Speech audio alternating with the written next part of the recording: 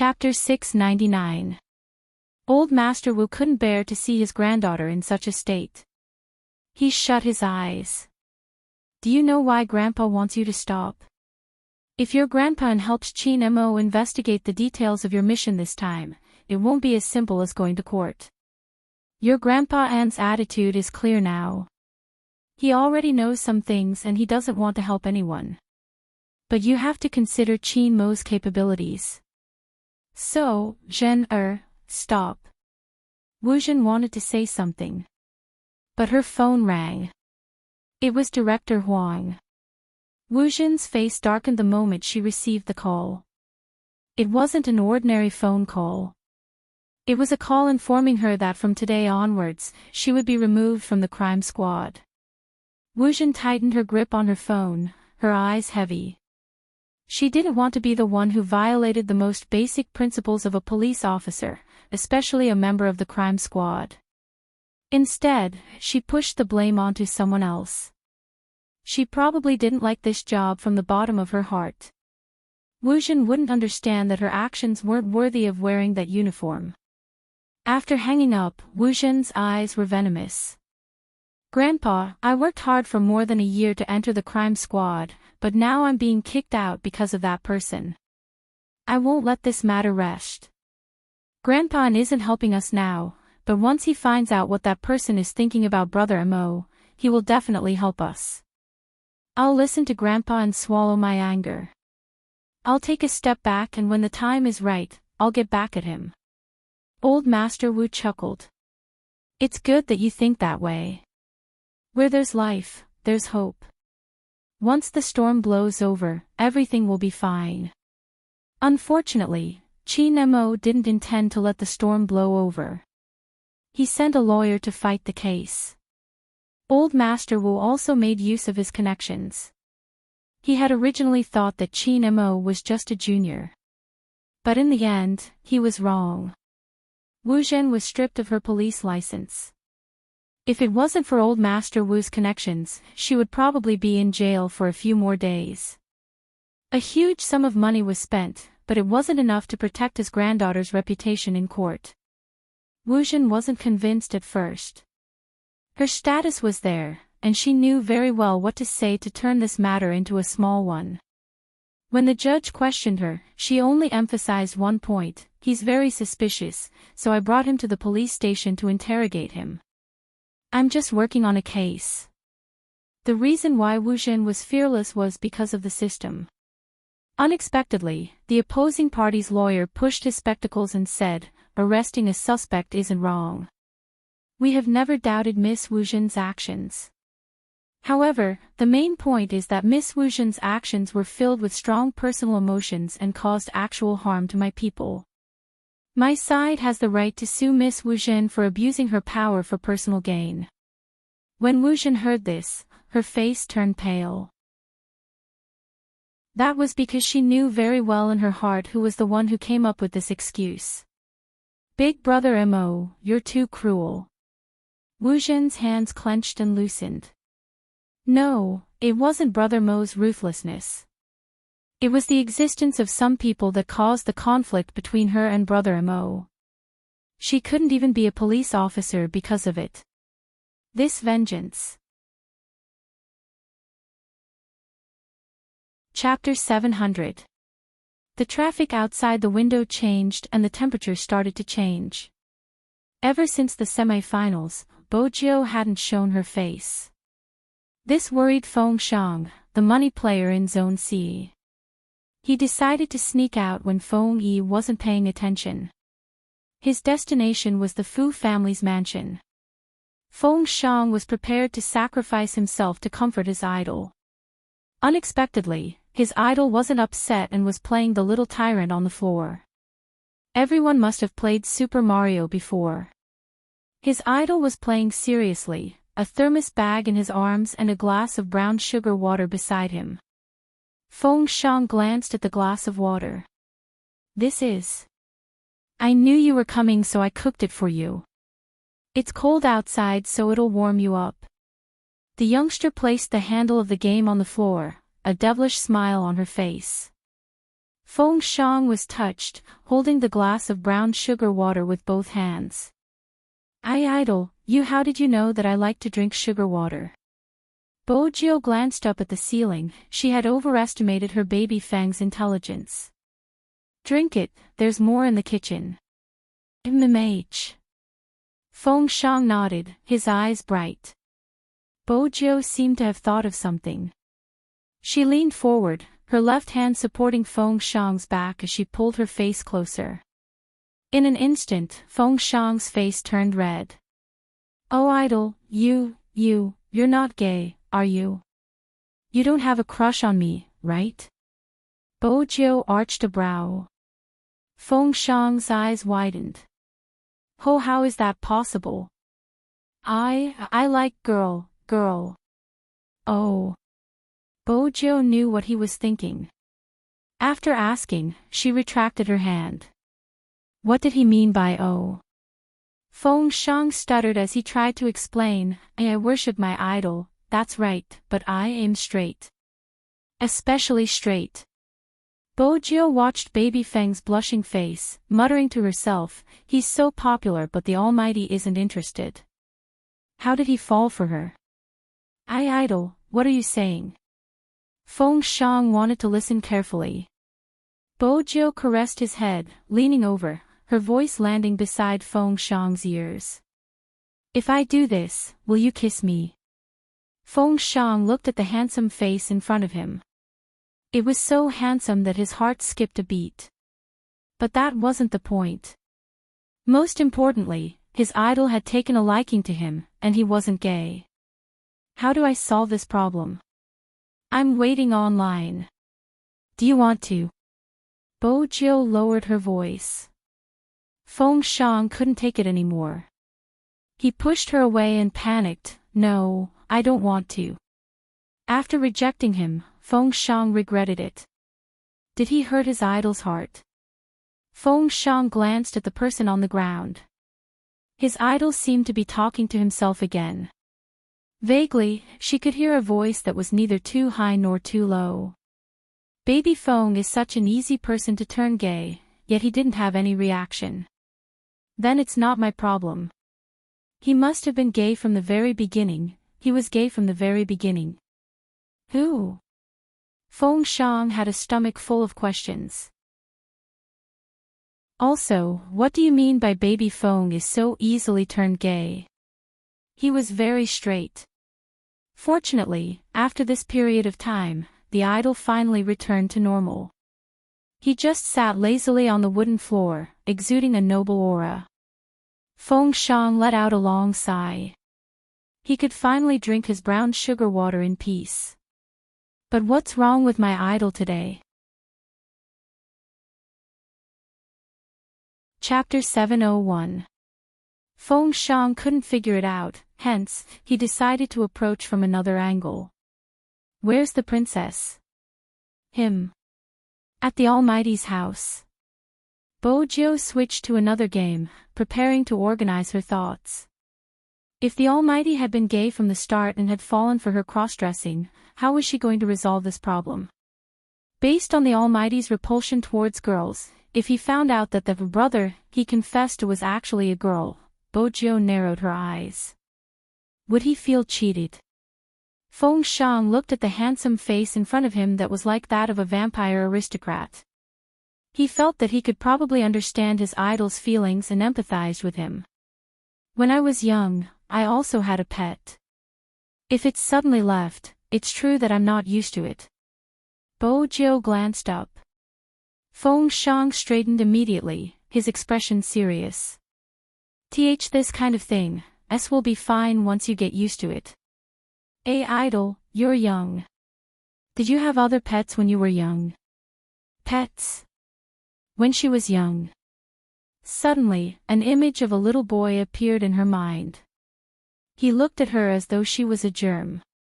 He was arrogant but he was just too adorable. She had always wanted to bring him home.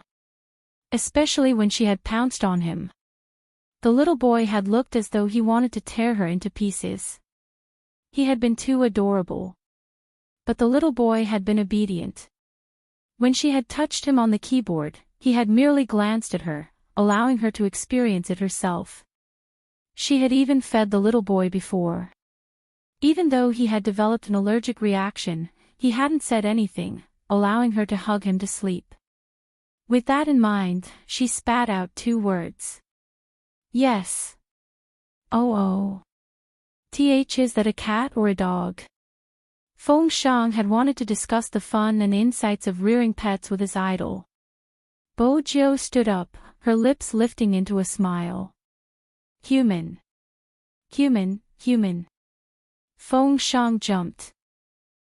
How could that be considered a pet? Did his idol have a fundamental misunderstanding of pets? That night, the skies outside darkened gradually. There would always be offensive comments on the internet. Some of the club's shareholders approached Feng Yi, telling him that they had to pay attention to the image of their team members. After the loss, many people lost confidence in Supreme Alliance. There's a variety show on a satellite channel that's targeted at esports players. Xiangnan's people will be participating as well, and the duration will be 2.5 days. Not only will they be able to leave a good impression on the audience, it won't affect the revival match 5 days later. The problem now is how to convince Boss Qin to participate. The other party is eyeing Boss Qin's popularity. If not, Supreme Alliance wouldn't have been invited even if they had already lost. In the past, Coco would have been able to attend such events, but it's obviously not possible this time. It's a variety show that showcases the teamwork between the team members. Both of them have to participate, and it's mainly up to President Qin. I don't think it's easy to say. Everyone in Jiang City knew that young Master Qin didn't participate in any interviews, let alone this kind of variety show. Feng Yi didn't think so. On the contrary, he seemed to have thought of something, his lips curving into a sly smile. 2 people are required to participate, and the journey is 2.5 days. Does it start from the moment they wake up? Most outdoor variety shows are like this. Feng Yi closed the proposal in his hands. I'll convince CEO Qin. The condition of sleeping together should be tempting enough. Chapter 702. Meow, meow. It was rare to see anyone raise a cat like this. Beside the soft carpet, there were wine bottles. Then there were all kinds of electronic data cables. This was a rare toy for a cat. But everyone knew that Princess was too fierce compared to other cats. It always thought it was a tiger. It pounced at the pile of cables, but its face was too big and it got entangled. Meow, meow, meow. This was the scene Qin Mo saw after his shower. A cat with electronic data cables all over its body. According to Qin Mo's habit, he wouldn't care about it. With a white towel over his head, he opened the small fridge. Other than wine, there was also expensive mineral water. Princess looked at her overly handsome master. She watched as he unscrewed the mineral water bottle and tilted his head back to drink. His perfect abs and black hair dripping with water were really too sexy. If that strange guy saw this, he would definitely pounce on its master. So it must protect its master. Meow. Thinking of this, Princess waved its paw again. This time, the whole cat died. Qin Mo, who was standing in front of the floor-to-ceiling window, was a little careless. His dark eyes were placed outside the foggy window until the water droplets from his black hair dripped on his fingers. Then he looked away and glanced at the number that hadn't rung yet. It had been 3 days since he kissed that guy. 3 days. Not to mention showing up, there wasn't even a message. Qin Mo lifted his lids and drank another mouthful of water. This time, his actions were slightly more ferocious. A cat was a very sensitive animal. As if it had sensed the cold aura emanating from its owner's body, the princess who had broken free cleverly took a step back.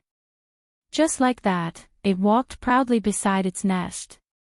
Perhaps its owner wouldn't be in such a bad mood after appreciating its handsomeness. It could be said that Princess was thinking too much. Chi Nemo didn't look at it. After the phone screen lit up, he tilted his head and lit a cigarette. With his upper body bare, he pressed the answer button. Say it. One word, neither cold nor indifferent. Feng Yi was obviously used to the almighty's style. There was still a smile at the corner of his mouth. There is a variety show on Orange Station. This station's ratings have always been the first in the country. The club's investors want CEO Qin too. Chi Nemo was about to hang up when he heard that. Feng Yi was too familiar with this person's actions. He hastened his words. Simply put, there's a program that allows you to sleep with Little Spade for 2 days. Do you want to participate? The air froze for a moment. Chi Nemo pressed the phone against his ear again, his voice calm. Time. What time? Feng Yi was puzzled. Chi Nemo pulled the towel down, covering his black hair. He looked like an ancient prince. Time to participate in the show. CEO Qin, is it okay for you to change your attitude so quickly? Feng Yi couldn't help but ask. Was he too lazy to hide now? Chi Nemo blew a puff of smoke and smiled. Young Master Feng, have I been treating you too well recently?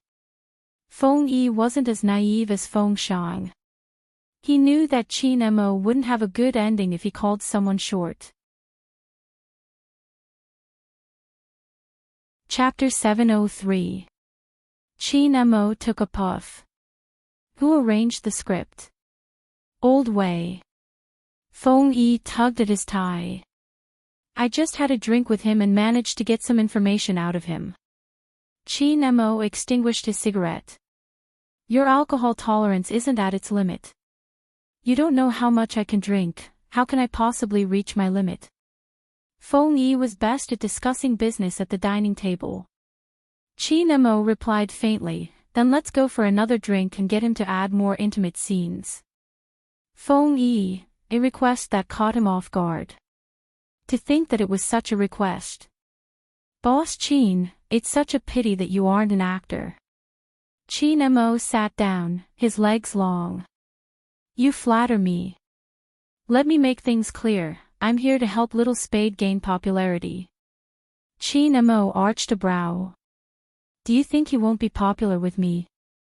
Yes, everyone knows you're the best in the game, you relied on your unbelievable skills to get this far. Chi Nemo interrupted him. I thought I relied on my face to get to where I am now. Feng Yi. That wasn't wrong. Once the script is done, I'll agree to attend one more event, Chi Nemo promised. It wasn't easy to get Almighty Qin to attend an event, it had to be done willingly. Feng Yi fastened his tie, resuming his role as an elite vice president. I'll get Old Wei to add in the intimate scenes now. Add in a lot more. He hung up. Qin Mo's gaze swept over another number. He even glanced at the WeChat profile picture. Since it wasn't enough, he would continue. When Chi Nemo reached for the water, he paused abruptly. His gaze swept over his wrist, his dark eyes glistening like jewels, deep and unfathomable. The next day, the first call she received was from Lawyer Bai. I don't have to do anything about the Wu family anymore. Closing the documents, his spectacles flashed. It'll probably be difficult for Wu Jin to enter the agency again, much less stay in the crime squad. If it was a local agency, she might be able to settle it with some money, but the crime squad is still the crime squad. Moreover, the Qin family seems to have made a move. As a business partner, shouldn't you tell me why the Qin family helped you? Bo Jiu smiled. I'm a member of Supreme Alliance and Supreme Alliance belongs to the Qin group. Are you satisfied with this explanation? A perfect excuse. The man crossed his legs. But, high school student, do you think I haven't seen Supreme Alliance's official Weibo? It's full of lovey-dovey. In the past, Bojo could still confidently say that it was a brotherly relationship. Now, Bojo remained silent. Lawyers usually stop where they're going. This was especially true for those with the surname Bai. Bojo didn't have to think to know that the Almighty had taught Officer Wu a lesson. However, there were some things that Boss Bai was wrong about. It was because the key case investigation unit was different. The Almighty wouldn't allow anyone to use their power to destroy it. The reason why some people feared the crime squad was because it hadn't been corrupted. Officer Wu's actions didn't just challenge the bottom line. Bojo stood up, walking towards the machine and was about to head down. Her phone rang again. Chapter 704. Of course, Feng Yi wasn't going to tell the youngster about the program since it was arranged by the production team to make it more interesting. He smiled slyly. I'm informing you that there's a training in Lin City. Interprovincial training. Bojo arched a brow. The experienced manager Feng had already thought of an excuse. The loss this time will affect everyone's morale. Lin City has mountains and water and is located by the sea. It will reduce the pressure on everyone. Bojo retracted her long legs, giving up on the idea of going to the basement. When are we leaving? Today. Feng Yi raised his wrist to check the time. The company has already booked the ticket for you. There will be someone to pick you up in an hour. Pack your things and bring a change of clothes. The most important thing is to look good. Bojo glanced up nonchalantly. Dressing up is important for training now. It's mainly because you're too popular. It's inevitable that there will be fans fetching you. Feng Yi signed a document before chuckling lightly. I don't need to remind you about your image. Bojo sat down sloppily. Don't worry, I'll always be handsome. Feng Yi, it was no wonder the Almighty had taken a liking to her.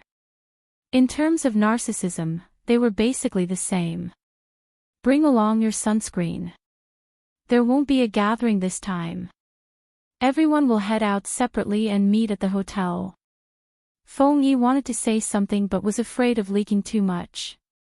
That's all, I have work to do here. I'll hang up first. Wait for someone to fetch you. Sure. Bojo had always been efficient. After hanging up, she opened a lollipop and placed it in her mouth before starting to pack her luggage. There were indeed some things she had to bring. Especially the chest bandage. But fortunately, it was a request for today's training. If it had been 2 days ago, she would have found an excuse to avoid it. Lin City wasn't a bad place. But that was if she didn't go swimming.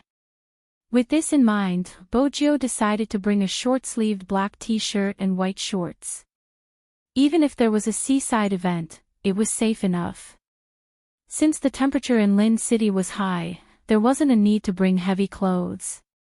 But there was a little. Since it was a training, she would have to meet the Almighty. The youngster paused. According to the Almighty's style, he probably wouldn't mention it if she didn't bring it up.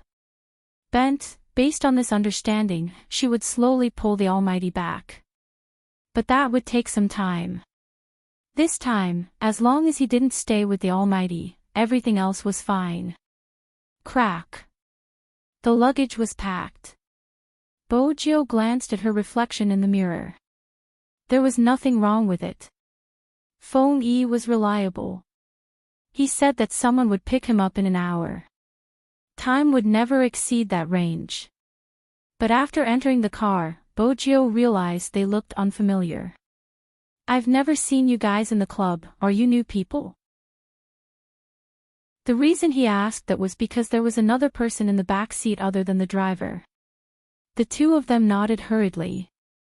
Yes, he's a newcomer. When he reaches Forest City, he'll be one of us. Bojo chuckled. Thank you. Not at all, not at all. I was just startled by your question, Big Spade. The two of them looked at each other and didn't dare to say anything. The car drove very steadily. Bojo wasn't a talkative person. She wore a pair of pure black earrings and stared out the window. Chapter 705. They entered the airport, went through security and checked in. Bojo stood in front of the cameraman while she was doing all this. No one would be able to tell from this angle. The scene was perfect. Especially when the youngster lowered his lids and smiled faintly as he thanked the staff. His back view was 100 points. The cameraman had a premonition that when this scene was shown on the big screen, it would definitely cause a bunch of fans to bubble with happiness. He had been in the industry for a long time and had photographed many famous celebrities. Even those in the industry didn't look as good without makeup as the youngster. More importantly, his attitude was different. The youngster didn't intentionally express anything. But it was precisely because of this naturalness that he stood out from the rest. But it would be a waste of words. He still had to rely on his face. The youngster was handsome, especially when he held the boarding pass in his mouth. If he added a pair of ears, he would definitely be handsome. It was a pity that he couldn't film to his heart's content. Bojo didn't notice the cameraman's thoughts. In fact, most people wouldn't think they were filming a show. It wasn't the first time they were doing training. There wouldn't be any suspicions. There would usually be a coffee shop in the airport. Bojo didn't forget to buy 3 cups when she wanted to drink. She hung the straw while glancing at the boarding gate. When it was time, she lifted the black luggage. From the beginning to the end, his actions were all very handsome. But the cameraman and storyboard director noticed that the youngster didn't seem to like talking. It was one thing to be polite and another to like to talk. Wouldn't this create a variety show effect? Ordinary viewers knew that they had to talk more when they were on the show. Only then would it be interesting. If Spadesy didn't say anything, what was there to watch? The storyboard director glanced at the hot cocoa the youngster had bought for her, her voice muffled. I haven't seen such a person in a long time. Those who had been in the industry for a long time knew what the director was talking about. The cameraman lowered his head with a smile. You want to support him? I'm just a small director, who can I support? The woman laughed lightly. Actually, many people have bought drinks for me. After finding out about my identity, they treated me well. The cameraman nodded. He still doesn't know our identity. I investigated him, fans splashed Coke on him. The woman flicked the paper cup. I thought he was the kind of person who looked good on the outside. That's why people hated him so much. Turns out, he's not bad. The cameraman's smile widened. With such an evaluation from you, even if he doesn't say anything, he'll still create a variety effect. Don't underestimate a storyboard director, especially one from a variety show. Whether or not they could become popular depended on their background and investments. But how could the audience like it? The storyboard director was an important role. The 3 of them got on the plane together. Bojo glanced at her phone. She was about to send Feng Shang and the others a text to ask them when their flights were. When the cameraman saw this, he immediately said, the plane is about to take off. It's better to switch it off. Bojo didn't deviate from the norm. Although she always had her phone on when she was flying in a small plane overseas. However, there was a plane full of people here. Cooperating with others was the most basic form of respect. The plane took 2 hours from takeoff to landing. The hotel was also arranged. Chapter 706. This question. The cameraman choked. The storyboard director immediately added, it's almost 11 p.m. You've been on the plane for a long time, why don't you take a break? Sure. Bojo smiled, her handsomeness seeping into the wood. But there was a change in her gaze. Where's the training? It was another question that caught him off guard. The cameraman replied instinctively, at the beach first. Gaming at the beach. Bojo arched a brow. Is that part of Feng Yi's training? Isn't he afraid of distracting us? The storyboard director smiled. It's to train your concentration. Bojo turned. I'm going to take a shower and rest. You guys can do as you please. The cameraman heaved a huge sigh of relief. The storyboard director glanced at him without a word, grabbing the phone from the youngster on the bed. When Bojo came out while drying her hair, she glanced at the empty bed. Her smile deepened. There was indeed a problem. But she wasn't worried about losing her phone. With the remote control, even if someone tried to swipe her phone, they wouldn't be able to get any information. I'm a hacker after all, stealing from hackers. Bojo shook her head, a smile still on her face. But there was one thing. These two people were indeed sent by Feng Yi. She had verified it before boarding the car. Hence, the question was, why was she doing things this way? It had been a long time since she played such a game of cat and mouse. The youngster lowered her lids, blowing away her silver hair. She could play with them. The three of them had dinner together. The atmosphere had been great. In the end, the youngster suddenly said, I lost my phone, and I lost it in my room. Don't you guys think it's weird? The storyboard director had expected this question. You can't have lost it in your room, right? Search again, did you forget where you placed it? All right. Surprisingly, Bojo was easy to talk to. But the next sentence was another shock. My phone has a special program. Even if someone finds it, they can't switch it off. I'll call a few more times at night. It wasn't just a few times. The storyboard director couldn't fall asleep. Even though the phone's ringtone was pleasant, it kept ringing. She couldn't fall asleep. Sir, do you still want to fight? The hotel staff blushed as she looked at the handsome young man in front of her. Bojo smiled lazily. We'll continue at 1 p.m. So late at night. Why? Bojo smiled mischievously. That's because that's when humans want to rest the most. The waitress expressed that she did not understand, but the young man gave her a lot of money, and she worked the night shift, so this job was not bad. After Bojo was done, she walked back to her room. This time, she was really curious about the other party's goal. Perhaps it should be Feng Yi's purpose. In short, this was not a group training. 6 o'clock in the morning, the youth lying on the soft bed was still fast asleep. Usually at this hour, no one would get up. Except for the old men and women who got up early to go for a walk. But variety shows were different. This time, other than the storyboard director and cameraman, there were two more people, one of whom was in charge of clappers. The lights are in place. The time is okay. Let's go. The moment the storyboard director finished her sentence, someone used the room card to open the door. Chapter 707.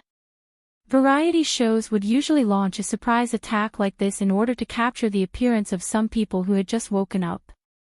Usually, this scene would have high ratings.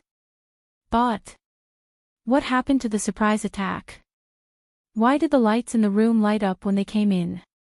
The young man, who was supposed to be asleep, was sitting on the sofa in the middle of the room, swirling a glass of wine in his hand.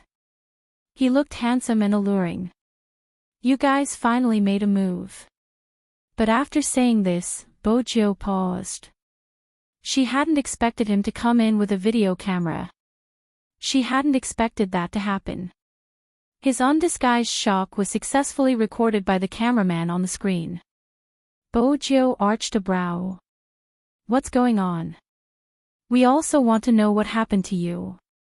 Can't you just obediently lie on the bed like a little prince who has just woken up? What was he doing attacking so early in the morning? I want to take a picture of your sleeping face. The storyboard director sighed. You look very barefaced and sleepy. Sorry, I didn't let you achieve your goal. Bojo glanced at them. Is this a show? Such a high IQ. The storyboard director smiled bitterly. Did they discover something amiss with us and capture us? Bojo lifted her lips. Something isn't right. Supreme Alliance's logistics isn't like this. You're blaming us. The storyboard director didn't appear on screen. She stretched out her hand, holding a mission card. Bojo opened it and scanned the words on it. Spade Z, welcome to the treasure hunt. The first mission you need to complete is to wake up your partner. Bojo tilted her head. I have a partner. Tell me, who was the other person that was tricked by that fox phone E? You'll have to find it yourself. The storyboard director had a serious expression. We don't know who it is either. Bojo smiled faintly. Beauty, be more sincere. It's useless to call me a beauty. The storyboard director blushed, but her rationality remained. Go, there's not much time left. His room number is on the mission card. What did it feel like to be forced to participate in a variety show and not be able to just leave like that?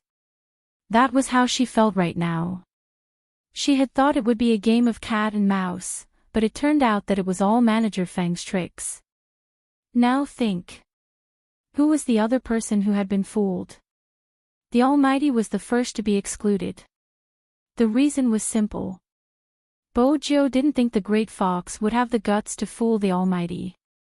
It could be Lin Feng or Coco. Programs like this usually focused on looks. It wasn't possible for Yunhu. Both of their attributes were so strong. The venue would be cold.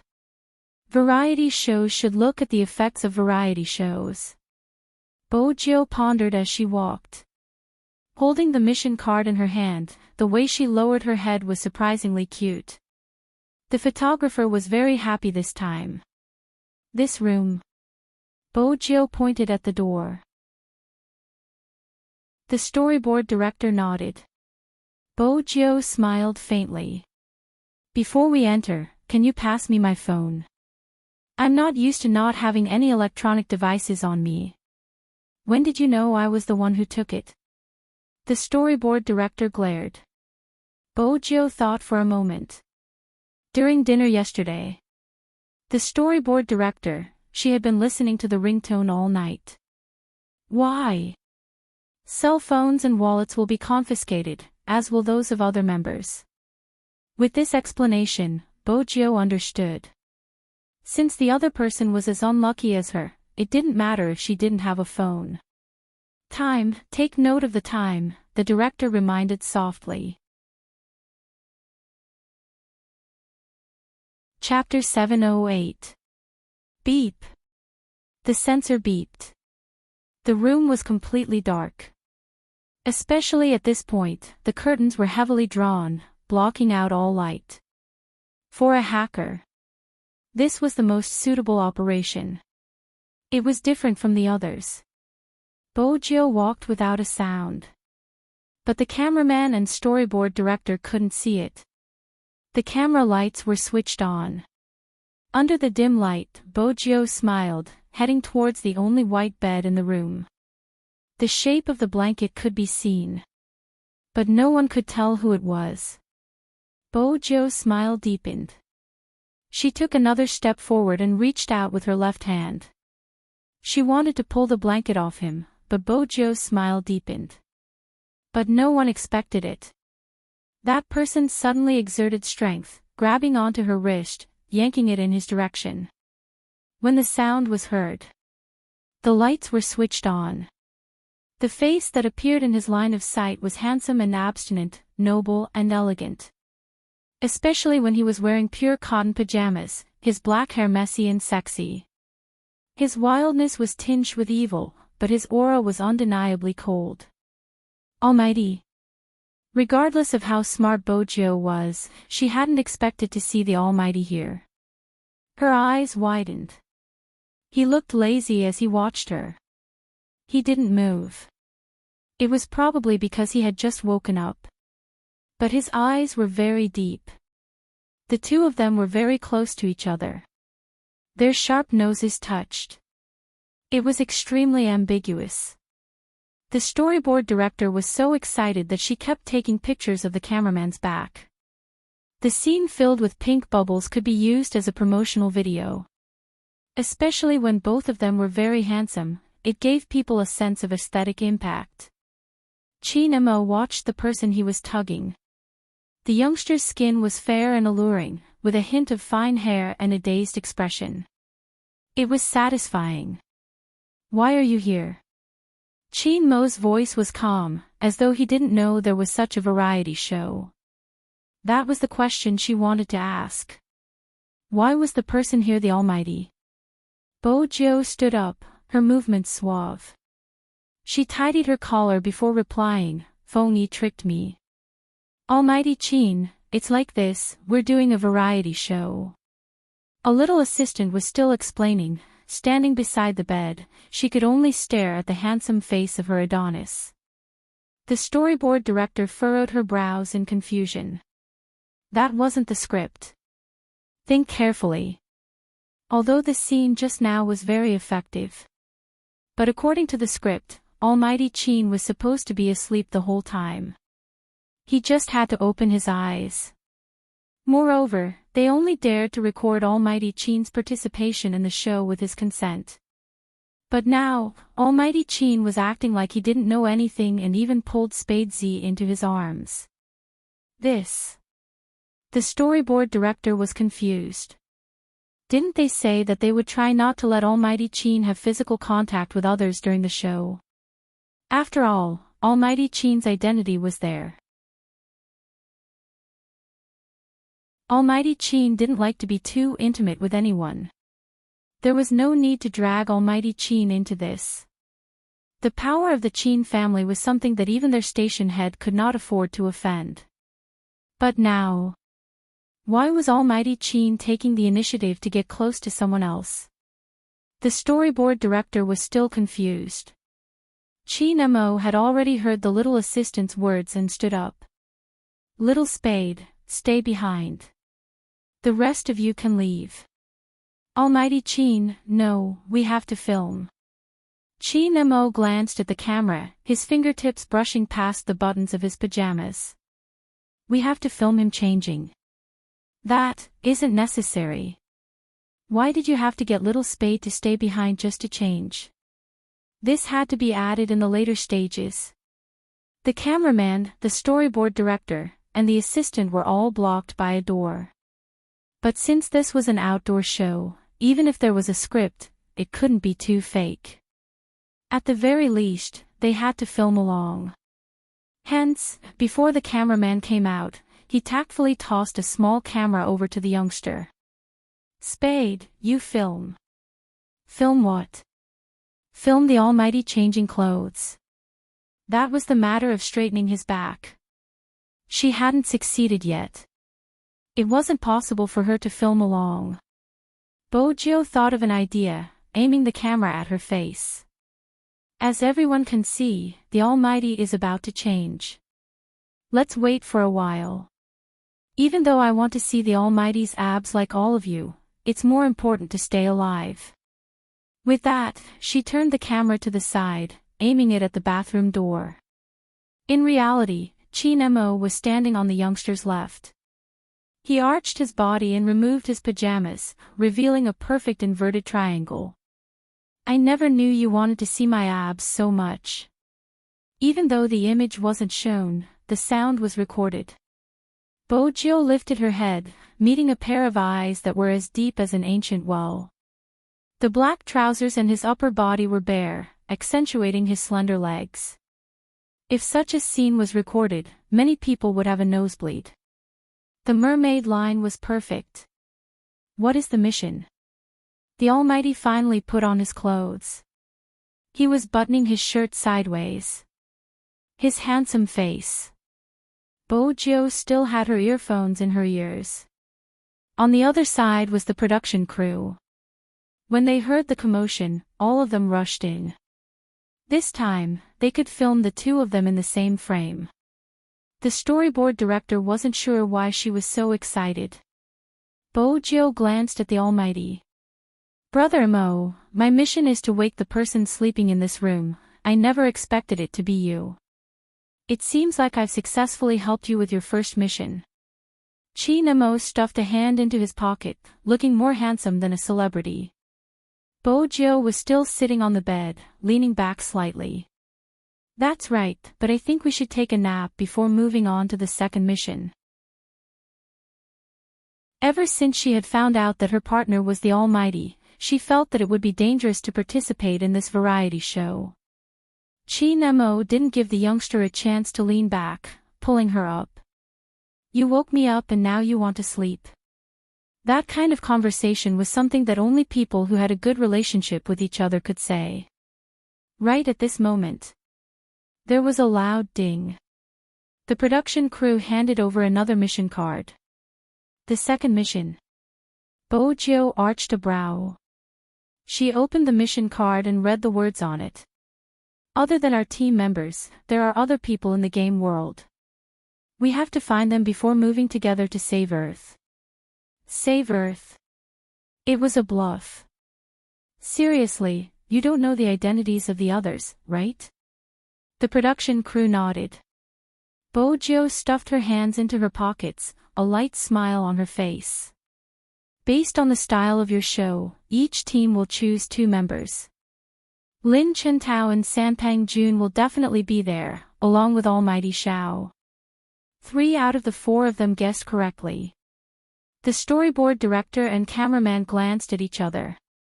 He felt that the guest had already seen through him at the start of the show.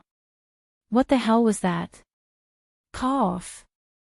The storyboard director tried her best to maintain her composure. The person closest to you will need to take the 8 a.m. bus to find him. Bojo pointed at the Almighty's face. Forget about me, but is it really appropriate for Brother Mo to take the bus? The storyboard director didn't think it was appropriate. It was too obvious that he was an abstinent CEO. But the script was awkward. But it didn't matter. Getting the 2 of them to take the bus was a benefit for everyone. Besides, the next stop of the bus that passed by the hotel was a high school. This meant that most of the people taking the bus at this time were students. Of course, there were many middle-aged men and office workers. Hence, when Bojo and Almighty Chin walked in, some of the students who were still playing games glanced up. The second time they did so, they stilled. F***CK. What did she see? Almighty Chin. It wasn't just Almighty Chin, there was also Big Spade. Excitement was something that could be easily understood. Some of the girls had already started to cover their mouths. In fact, the production crew was slightly surprised. This was the South after all. If it was a member of Xiangnan, it wouldn't be surprising to see such a scene. Supreme Alliance was far in the north after all. Almighty Chin, it's Almighty Chin. Hurry and take a picture. I don't think it's a mistake. How could Almighty Chin appear here and take the bus? It can't be wrong, the person standing beside him is my Big Spade. There weren't many fans, just a few students playing games. Hence, the scene wasn't too chaotic. One of the office workers asked, which celebrity is he? He looks rather handsome. I don't know, that's weird, I've never seen him on TV before. The students wanted to educate them about the esports world, but after some thought, they decided against it. They were too busy to post it on their WeChat moments. More importantly, it wasn't just photos. He could still hear the conversation between the 2 men. The fans couldn't be happier. Forest Park, Brother Mo, who do you think would choose such a place to meet us? It was probably related to Lin City. Even though it was 8 p.m., there were still plenty of seats on the bus. Bojo sat by the window while Chin Mo sat beside the youngster. Lin Chentao. The storyboard director, Brother Mo, judging from the director's expression, we seem to have guessed it right again. The youngster lifted her lips, carrying the nobility of the Sucking Blood clan. The storyboard director was on the verge of breaking down, her chest almost crushed. The students watched from the side, unable to hold back their laughter. As a Supreme Alliance fan, they were extremely excited. Never in their wildest dreams would they have expected to meet their idol on the bus. Furthermore, it was such an idol. Almighty Chin, are you filming a variety show? One of the fans couldn't help interrupting their conversation. Chin Mo replied, his attitude polite yet distant. The production crew finally realized how real it was. The person they had seen just now must be fake. The Almighty with little spade must be fake. The fan was excited. I really like you, I really like you. Chin Mo changed his position. Thank you. 2 words. He probably felt that the response was too little. The fan's gaze dimmed. She turned towards the youngster before turning to Chin Mo. As a fan of Chin, I hope that Almighty Chin can stay away from some people. At this moment, Chin Mo smiled. His eyes were cold and calm as he said, you can stop being a fan.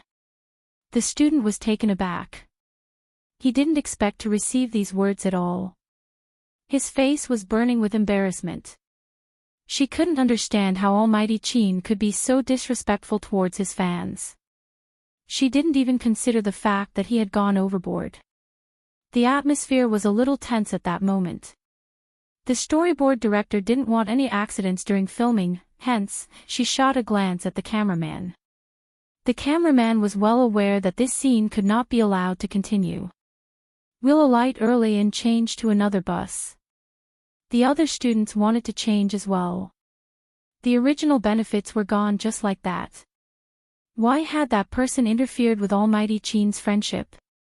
Honestly, Almighty Chin's fans weren't like that. They knew that Almighty Chin was filming and had interrupted once because he liked him. But after interrupting repeatedly and making such a request that crossed his bottom line, he still had a look of resentment. Great, they had to change to another bus.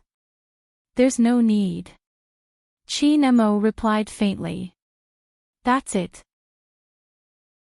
That meant that, even if the scene was broadcasted, he wouldn't be bothered.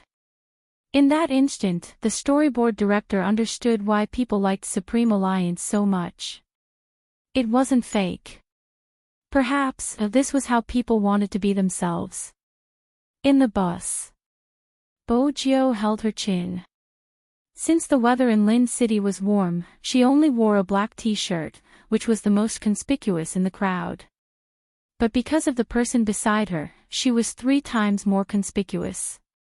More importantly, she hadn't had enough sleep because she had woken up too early. After driving for a short while, the students reluctantly got off the bus.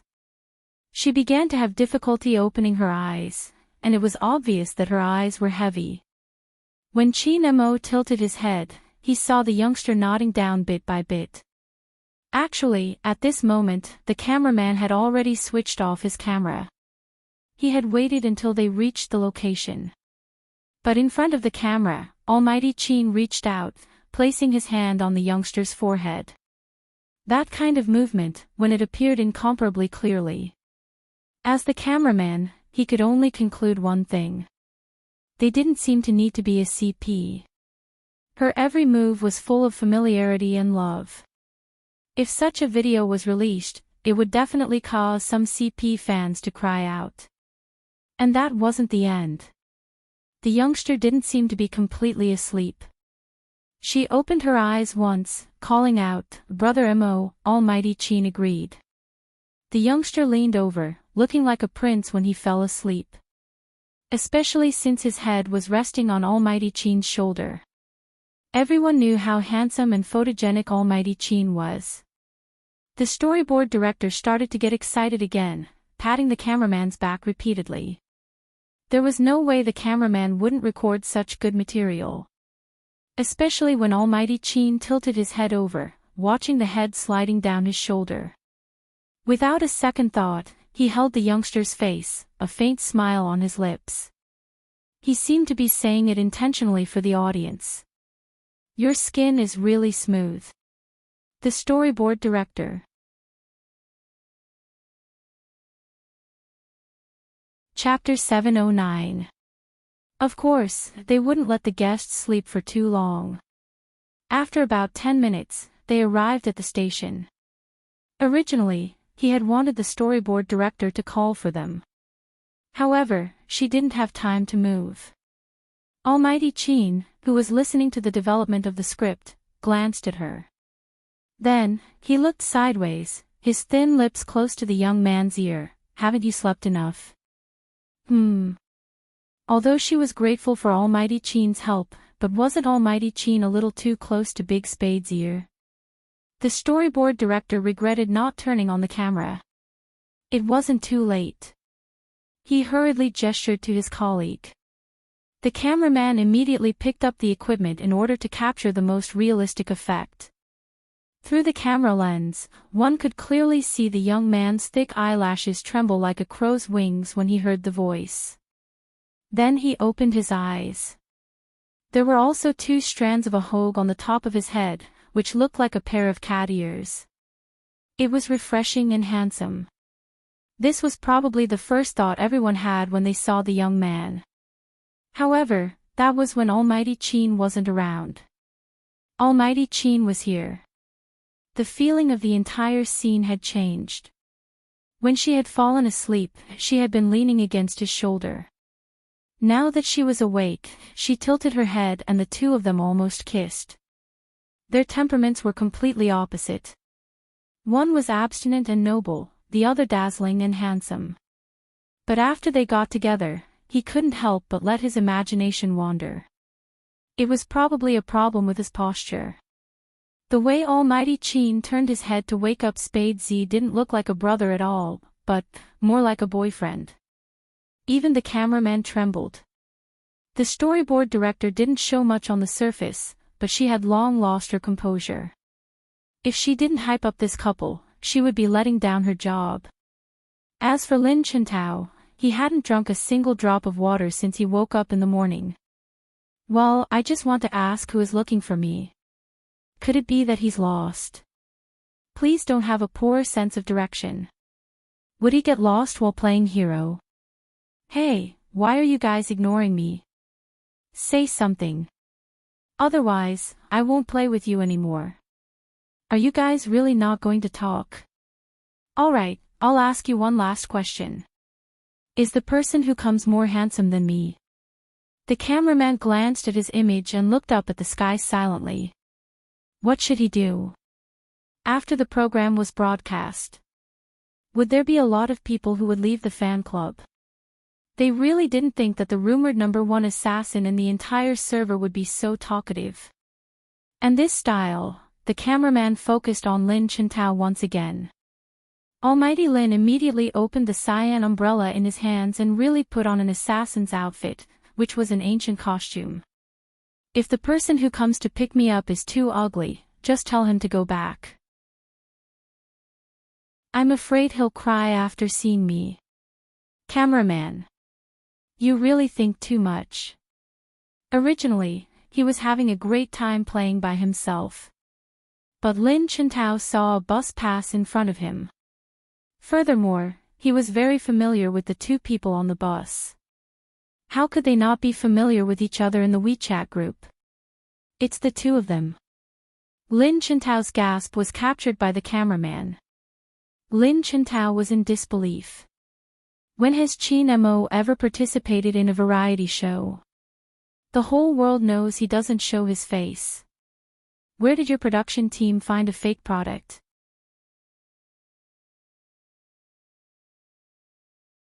Chapter 710. Since it's them, I have to keep a low profile. Everyone knows that Chin Mo is our enemy. I have to act like a master. Lin Chintao straightened his back. Am I domineering enough? The cameraman did not want to speak anymore. When Lin Chintao wasn't nagging, he gave off a cold and aloof aura. However, this cold and aloof demeanor only lasted for a minute, 2 minutes, 3 minutes. Lin Chintao looked at the scene of the two people kissing in the bus. He turned his head and asked, "Is your production team gay?" Cameraman. Who can take him away? How can the SARFT allow you to abuse single dogs like this? There's no justice in this. Lin Chintao was still grumbling. On the other side, Bojio was already awake. She and Chin Mo alighted from the bus one after another. Follow the script. Chin Mo should be surprised to see the person in front of him. Unexpectedly, Chin Mo stuffed a hand into his pocket, looking at Lin Chintao nonchalantly. What a surprise! The two storyboard directors were on the verge of breaking down. Bojio chuckled, walking over to tug at his assassin outfit. Your outfit is really an eyesore. Cameraman. Finally, someone had spoken his mind. F***CK, don't touch me. Lin Chintao jumped to the side. Don't you know how to appreciate how handsome I am? Bojio arched a brow. Honestly, I don't really understand. Chin Mo glanced over and looked at the members of the program crew. His tone was calm. Were you the ones who made him wear the costume? The storyboard director refused to take the blame as she shook her head vigorously. Lin Chintao affirmed, how could the production crew have such a handsome assassin outfit?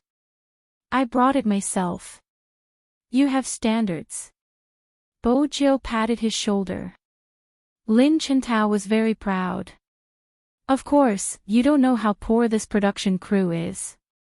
I haven't even had breakfast yet. Oh, right, should I tell you the next step of the mission? Speak.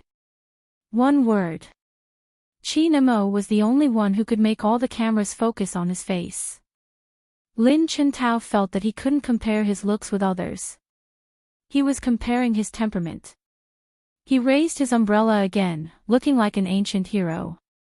This person claims to be the most handsome and hero. He is the one who carries the face of the entire esports world. His motto is, how can a man be called a man if he isn't burly? Wait, where are the two of you going? Can you show some respect to your partner? It was rare for the three of them to walk side by side on the road around the island. If the girls and guys who often played games saw this, they would definitely surround them. The three gods of the esports circle were still alive. He was actually walking around the island. The scenery of Forest City was indeed beautiful. On one side was a blue sea and blue sky, and on the other side was a flowery villa. Occasionally, couples could be seen riding bicycles. Lin Chintao was the center of attention for the umpteenth time. But he was a magnanimous gentleman, tilting his head to ask the two of them, don't you find the introduction a little familiar? At this hour, everyone was a little hungry. She opened a lollipop and placed it in her mouth. Open your WeChat group and you will know why it sounds so familiar.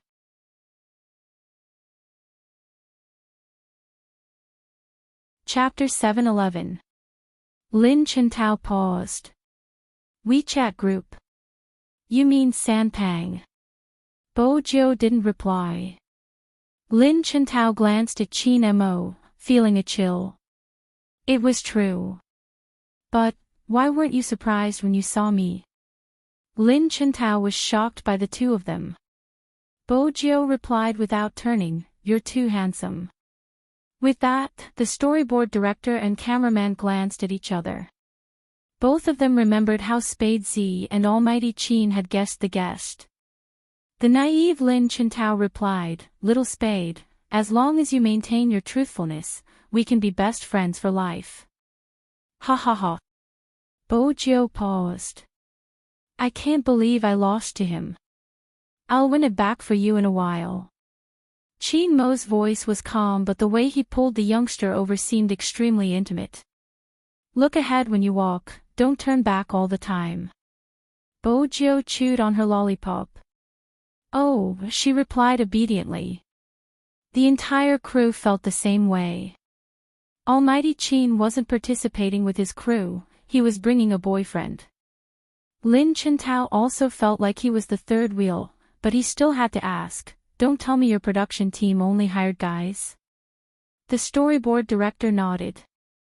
Lin Chintao turned. Aren't you going to admit it's a gay show? The cameraman, I think I'm looking at the most handsome man in esports. Bojo paused, stuffing a hand into her pocket as she watched the scene unfold before her. Those who weren't in the know would assume Uncle Bird had made an appearance since Sanpang was dressed in gold and silver and was driving a red Lamborghini. Beside him, Almighty Shao was the truly handsome one. With his gold-rimmed spectacles pushed up, he looked like a Prince Charming. Sanpang was probably trying to attract the cameraman's attention, blowing his 3 strands of hair confidently. When he caught sight of Chin Mo, he exploded. Archenemy. The crew, the next second, Sanpang caught sight of Bojo. Little Spade, I miss you so much. Come to Xiangnan, we can give you everything except for the vice-captain position. The storyboard director had no choice but to whisper, we thought you guys weren't familiar with each other since you haven't spoken much in the competition. This was a reminder to them that they should greet each other when they saw each other and not be so crude. Unexpectedly, Sanpang didn't understand the true meaning behind it at all. Instead of answering, he asked, why do you guys have such an illusion? We often shout on WeChat that we're going to the Japanese server. Oh. Fatty is spouting nonsense. Lin Chintao's face was solemn. We aren't close at all. The production crew. Do you believe it yourself? If he wasn't familiar with her, he would hug her. Almighty Shao walked down, his posture calm, but his gaze paused on Chin Mo, there's another guest.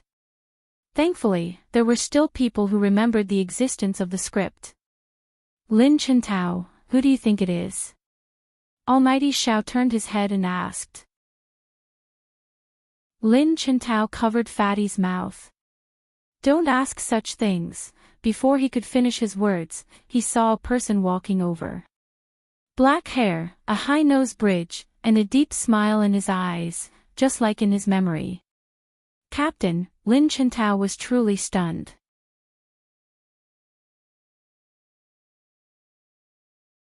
Chapter 7:12. Bojo arched a brow. He wasn't their captain during the competition. Indeed, it wasn't him. Chin Mo tilted his head, glancing at the person. He is their former captain, Rao Rong. Former captain. Didn't that mean he had retired? Bojo glanced over. Someone whose name the Almighty remembered had to be skilled. I'm back. He smiled at Lin Chintao. I'm back again. It was just a few words, but it had a deep meaning. This was another arrangement by the production crew. Some people said that in the esports industry, there were only 3 people that could be considered the soul of a team. Supreme Alliance's Chin Mo, Xiangnan's Almighty Shao. And this person, Rao Rong. In reality, he was facing the same problem as Yin Wuyao. Older players would have to retire from the competition. This was the decision of the club and the investors. Some people felt that the current team was strong enough and it would be better to bring in some fresh blood than to keep the veterans. That was the competition with Supreme Alliance. They were suddenly struck with a realization. They had to get Rao Rong back. Without him, they might lose in the future competitions.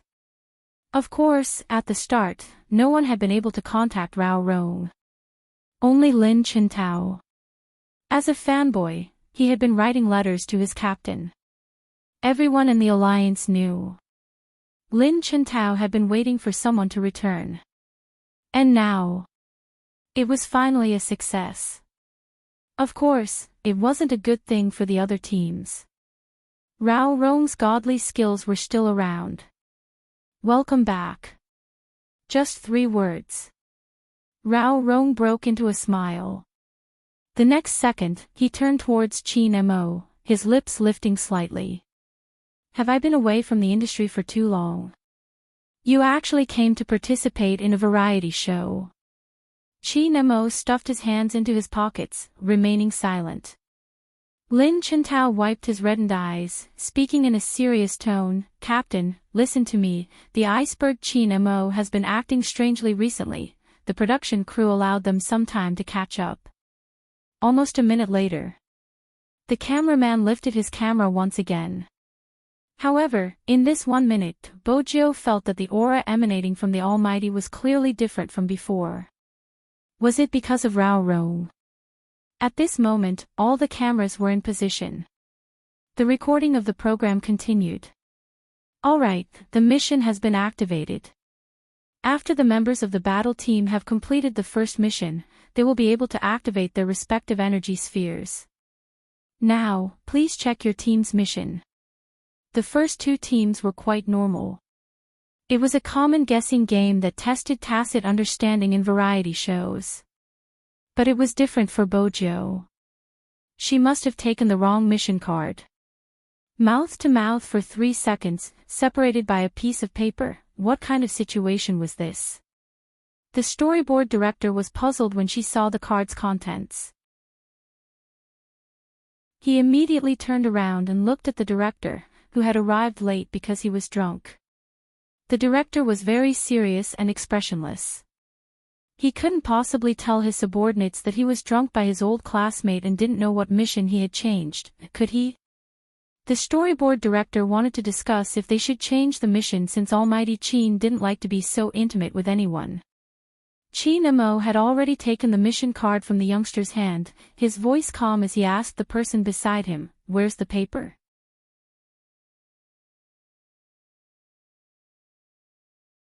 Chapter 713. The storyboard director wasn't the only one shocked. Even the main director widened his eyes in disbelief. Boss Chin had actually agreed to the mission instead of freezing him with his gaze. This time, all the drowsiness and hangovers were gone.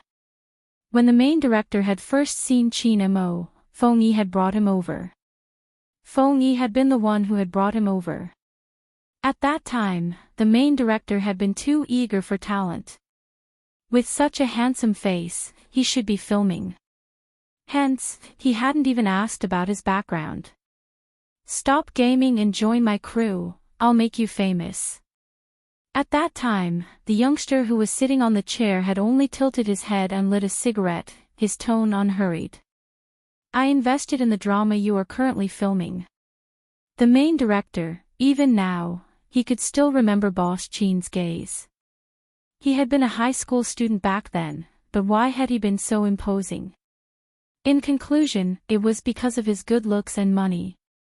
But because of that gaze, the main director had always felt that Chin Mo was the perfect male lead in his script. And now, he had actually agreed to such a mission. The main director was agitated. He was directing the filming personally. They were treating this scene as a kissing scene. Wait a minute. Bojo smiled faintly. "Brother Mo, we aren't suited for such a mission, right?" Chin Mo arched a brow. "Why? Do you think I'm taking advantage of you?" "I'm afraid your fans will say I'm taking advantage of you." "That's easy, I'll take the initiative." Chin Mo lowered his head and pressed Bojo against the coconut tree fiercely. It looked like they were about to kiss. The girls in the filming crew blushed. As CP fans, they were on the verge of screaming. Lin Chintao stood at the side in a daze. Once again, he secretly confirmed with someone. This really isn't a gay show. The cameraman had forgotten to adjust the long view, standing there in a daze. That wasn't how the script was supposed to be, right? Under the camera. Bojo glanced up. His face was already very close to hers. His deep gaze seemed indifferent as he turned and whispered into her ear, how can we end the mission quickly if we can't complete it? His words struck a chord in Bojo's heart. Before her rebirth, she had always liked to be in nightclubs. He was no stranger to this kind of gameplay. This was his favorite way to heat up the atmosphere while drinking. It was the same when he played Truth or Dare. In addition, foreign countries were more open than domestic ones. But when Bojo played, she was always with the girls. Let her and the Almighty, Bojo was still thinking.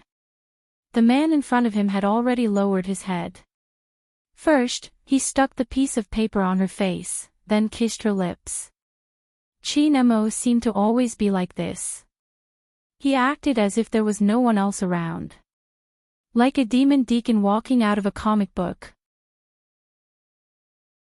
Indifferent, cold, yet so handsome that it could cause the surrounding people to scream. Some of the girls in the program team couldn't help but cover their mouths. This was probably the first time Almighty Chin kissed someone in front of everyone. Although it was separated by a piece of paper. But that kind of pose was enough for fans to fantasize about for a long time. Since she wasn't prepared, Bojo stilled. The breath was very familiar, and it did not belong to her. It was slightly cold and invasive. She could even feel his tongue sweeping across the seam of her lips because their lips were stuck together.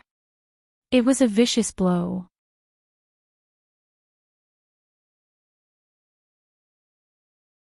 Chapter 7:14. Perhaps it wasn't obvious from the camera. But the storyboard director was so close, it didn't seem any different from a real kiss. Bojo wanted to retreat, but the camera reminded her that if she retreated and dropped the paper, she would have to do it all over again. It would be easier to do it in one go. She had to maintain the position for 3 seconds. Bojo watched the handsome face that was inches away from her. When the Almighty turned, his eyelashes brushed past her face like feathers, tickling her heart.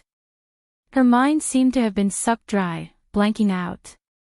All that was left was the sound of her heartbeat. 1 second, 2 seconds, 3 seconds.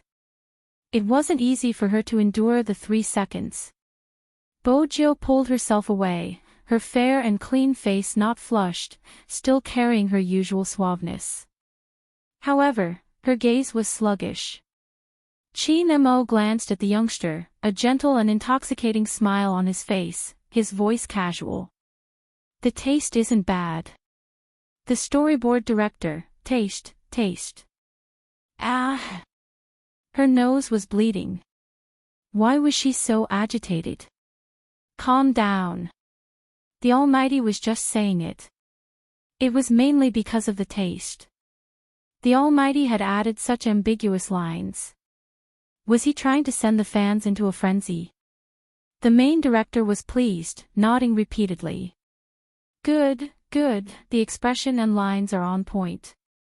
Director Wong, this isn't a movie, the assistant reminded softly. The main director's expression changed instantly, turning solemn. The expression isn't bad, don't edit this scene. It would be perfect for a variety show. Lin Chentao stood beside them and watched. He then turned around and glared at the cameraman. The cameraman glanced upwards. This time, he didn't have the confidence to say that they weren't a gay show anymore. Chinemo didn't look any different from usual. After leaving the youngster with the piece of paper, he looked at the camera. His cold and abstinent temperament didn't change. He was high and mighty, but it was hard to dislike him.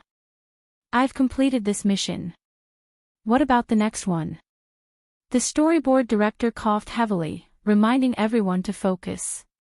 It was weird, they had filmed celebrities kissing before, so why were they so easily aroused in front of Almighty Chin? No, they had to hold back. Collecting love. This time, Rao Rong was the one to announce the mission. His voice was very pleasant, low and magnetic with a hint of laughter. You must be very hungry. Now, in front of you are the mangoes and coconuts that the old farmers bought wholesale from the market. Help the old grandpas sell these things, and you will be able to eat lunch. Hearing this, The guests had different expressions on their faces. Sales. Bojo arched a brow. Xiao Sanpang was very serious. There's no need to sell them. I'll eat them all. Tao, hurry up and buy them all for me. I don't have money. My SIM card and bag were confiscated by the production team. Did you forget? Lin Chintao was still roasting. Fatty, we're enemies now. Do you know what that means? Little Spade, come here. Let's discuss how to sell coconuts with our looks. F***CK, what happened to being enemies? Xiao Sanpeng, don't fight with me for Little Spade. The storyboard director, split into 3 groups. The quality of the lunch will be decided based on the amount of money sold by each group. This sentence was shouted by the director with a loudspeaker.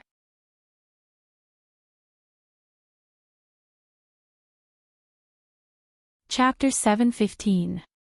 Brother Mo, on the other side, the youngster had already escaped while the two of them were still bickering. With a hint of mischief in his handsomeness, he said, let's hurry up and pick a cart that's easy to push. There aren't enough customers here, it's not suitable for selling coconuts. The cameraman cleverly recorded the youngster's words on camera. Both of them were men of action. There was no sound at all. When Lin Chintao finally won the argument, he turned around with a smug look on his face. Pinch. Rao Rong watched his expression, rubbing his temples. You haven't changed at all. After saying that, he smiled and said, let's go, selling things is more important. Xiao Sanpang jumped up to Xiao Shen and said with a serious face, Captain, do you think they'll buy all my coconuts if I play a game for them later? When you go shopping and see someone playing games, will you still buy it? Deity Xiao's aura turned cold. Xiao Sanpang's eyes lit up. Of course not. Crew, looks like his IQ is still there. I will fight with him. The production crew, Xiao Deity held his forehead. Shut up. Every team had their own unique characteristics. Perhaps this was the reason why they were invited to join the cast. Even director Wang, who often made shows, felt that this show was really interesting. Although the guests were following the script, they were not stiff at all. The storyboard director glanced at the main director. Director Wang, are you sure they're following the script? The camera turned to Supreme Alliance, who was the first to leave. He could vaguely hear the youth's clear voice, hello, excuse me, where is the nearest tourist attraction nearby? The scene zoomed in with the sound. Bojo was asking for directions. The other party was 2 girls dressed like students. They were probably here to travel. They parked their bicycles by the roadside and were about to take out money to buy Coke. When they saw the handsome young man who suddenly appeared in front of them, they couldn't help but be stunned. This is too handsome, ah. The cameraman could clearly see the blush on the girls' faces. There was also a small voice that responded, if you walk this way, you'll reach the scenic beach. Thank you. Bojo smiled. Then, she seemed to have thought of something. If you guys are thirsty, do you want to buy a coconut? It suits fair-skinned girls and is healthier than cola. That was against the rules. Especially when the young man was smiling at her, she didn't want to see his eyes dim. One of the girls cupped her face and asked, how much for one? Bojo, this question stumped the youth. Indeed, how much should they sell for? My brother is over there. He'll name the price. Bojo pointed towards the figure not far away. Only then did the 2 girls realize that there was someone even more handsome. Moreover, they were of different styles. That person raised his eyes, and the corners of his eyes were stained with indifference. He was simply like a vampire who had walked out of a manga. The only incongruous thing was that there was a cart of coconuts and mangoes beside him. So handsome. The girl couldn't help but say, "You two brothers are so handsome." Bojo laughed lightly. "I think so too." Ever since they met the young man, the two girls' heartbeats had never slowed down. Bojo brought them to the Almighty. She wasn't sure if it was her imagination, but the Almighty's gaze seemed colder than before. The two girls also felt that Chin Mo wasn't easy to get along with, but the more he behaved like this, the more attractive he was. How could he be so handsome?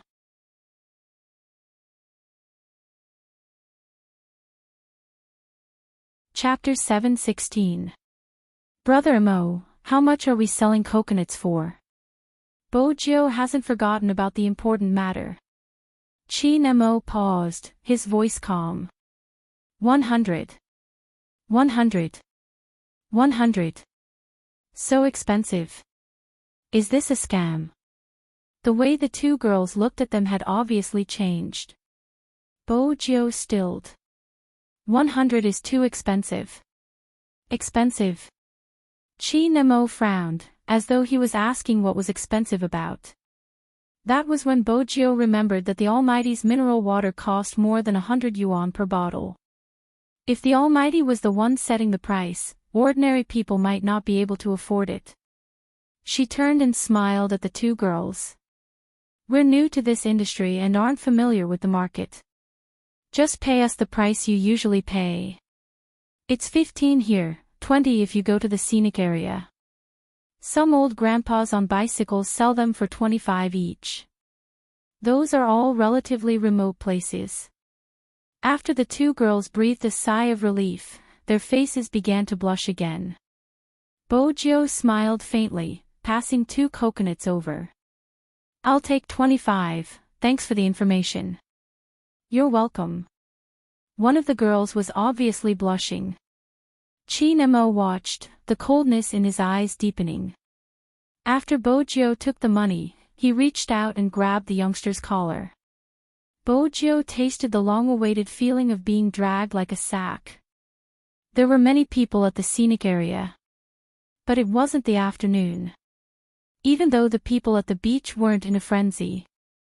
There were around 30 to 40 people. It was obvious that this car wasn't going to sell. Chin Mo scanned the area, his gaze landing on the restaurant by the beach. He dragged the youngster into the restaurant. Brother Mo, even though I want to eat, I don't have much money on me. Can I use your watch as collateral and redeem it in the future? Bojo was starving. She allowed the Almighty to drag her, her hand caressing her tummy. The storyboard director aside, even the cameraman felt that Spade Z would be more obedient in front of Almighty Chin. The indescribable contrast would make Spade Z's fans happy. But what was Almighty Chin trying to do? Was he really going to use his valuables to exchange for a meal? Sir, I'm sorry, this is a restaurant, may I ask? The receptionist was French and didn't speak Chinese. It was enough to tell that this restaurant was really high-end. Chin Mo chuckled. From the moment he started to pronounce it, there was a hint of romance unique to French. She had a beautiful voice. The key was, what did Almighty Chin say? No one in the production team knew French. Bojo glanced at the storyboard director's confused expression. She smiled faintly as she inched closer to the camera.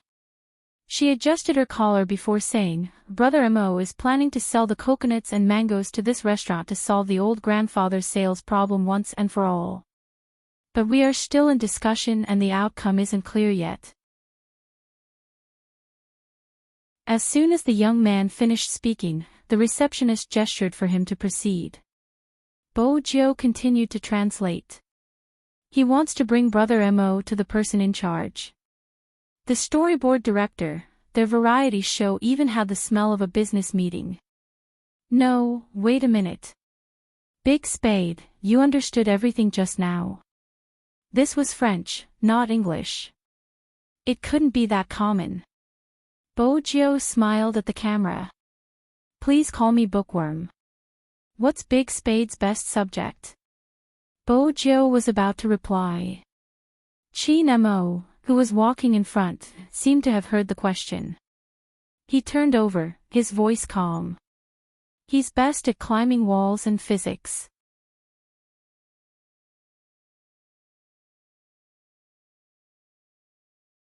Chapter 7:17. She could still understand physics. Which subject was climbing walls? The storyboard director glanced at the youngster in confusion. Bojo didn't want to say anything. She was starting to suspect that the Almighty's confession had been a dream. Time trickled by. There wasn't anyone in Jiang City who didn't know about young Master Qin's business skills. In less than 10 minutes, Qin Mo walked out with the French shop manager. The manager was extremely passionate, thanking him repeatedly. He wasn't a local after all, and the French restaurant required the freshest fruits. French cuisine placed great emphasis on the use of ingredients. It was a famous saying that second-rate ingredients couldn't be used to create good dishes. French cuisine used local ingredients, which resulted in different tastes in the north and south. Hence, the most important thing was to eat the right food at the right time of the day. It would be best if someone could deliver the ingredients every day, especially the ones that had just been plucked from the ground. Then, they would be able to taste the ingredients. Bojo sat on the sofa lazily, a smile on her face as she watched the scene unfold. What should she do? The sight of the Almighty discussing business made her want to bring him home. It was just a show. In reality, there were many ways to sell the fruits. However, the Almighty had obviously chosen this one out of consideration for the elderly who were still dragging their carts around in such hot weather to sell coconuts. Qin Mo watched as the youngster sat there. Without hesitation, he walked over and placed a hand beside her ear.